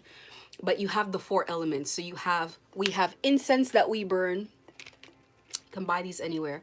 So that gives a little bit of smoke, or you could use some of your sage smoke. The food is from the earth, the water, the fire is the candle, and then a little bit of smoke. And then now you have an active altar. My altar does not always have smoke on it. Sometimes the smoke is just in the environment, but on the altar, always water. At a minimum, water, always fresh water. It's just somewhere that they can inhabit. So always water, And the candle, once you leave the candle burning, it's a 7-day candle, so it'll say 7-day on it. These should be pricey. I got lucky and I got these on sale, so I bought everything on the shelf. I got this for $3 and some odd cents, but some of these could go up to $50, $30, $40. It is worth it. Or the other thing you could do is you can maybe get a candle like this, like a jar like this, and maybe regular candles and put in it and light it. You could try stuff like that. But whatever you do, just try to make sure you leave something lit all the time that can leave active energy in your space, and leave your altar active, and let God know that you're thinking of her, you know, if it's a hymn to you, whichever way it is. These are things that I get a lot of spell work to tell people about, because listen, when you're an occultist and a spiritualist and you're sending black magic at people, and you walk into a house and you see an altar with water and candles, you gotta think 2, 3, 4 times before you send work. That means somebody's feeding their ancestors. That altar is alive. Keep the altar clean as well. You might not have a space for your altar, and that's okay. You can go buy like a tray and leave it on the floor. See, now that I'm talking about this, they're in my space. You can find an altar, a tray. Just buy it at Walmart or whatever is in whoever's vicinity. But just make sure it's elevated from the floor. I would keep the altar. People keep the altar either at the front door, or they keep it like close to their front door or in their bedroom. I keep mine in my bedroom because that's where I pray. If you have kids, teach your children to pray, teach your children to meditate, and teach your children, you know, when we say we pray, people think it's like worshiping idols or something. It's talking to your ancestors. It's letting them know like you appreciate what they're doing for you, because if you're going through gang stalking, whether you know it or not, there's something taking care of you. Through this situation, many people have passed away, lost their minds, lost everything, ended up on the streets, and you're still here. So you got to show gratitude every day. You got to be thankful for how far you've come. But you also have to combat this witchy stuff that these people are doing, and you cannot do that alone. That is the part that you cannot do it alone. There are things that God and, you know, your ancestors are not even going to tell you that these people are doing, because they don't want you to worry about it. They tell you after, and you sit back and you're like, wow. I have dreams about things that, you know, after the fact that it should have happened, and I'm shocked that people would want to go this far. So take care of yourself, be strong. And I'm going to try to make a chart about this video to put in the things that I have said, because I know that people maybe need notes and reminders of what to do. But 7-day candles, I like to buy these kind of things on places like Walmart online. Sage as well, sage bundles I found on Walmart. They're like $10 or $11 a bundle. Honestly, I'd buy like 5, 6, 7 at a time. But you know, do what you can. But you can get that even just on Walmart. It's a generic site. Whatever city you're in, just Google sage, you can get that. I think Walmart might have crystals, but there are other places. But yeah, you just keep this thing going and keep your spiritual supplies. This is part of your spiritual journey. Keep your spiritual supplies stocked up, just like you would stock up on soap or anything else. There's not a day in your life that you do not need to thank the ancestors, whether or not this is done for you or not. You need to keep this relationship. They didn't bring you close for no reason. And you definitely don't want to forget them in good times. And then another period of hardship rolls around, and now you come with shame on your face begging again. So keep God close, and thank you very much. Any comments, please like, share my videos, subscribe, whatever. And any comments, please put them under the video. Thank you, and have a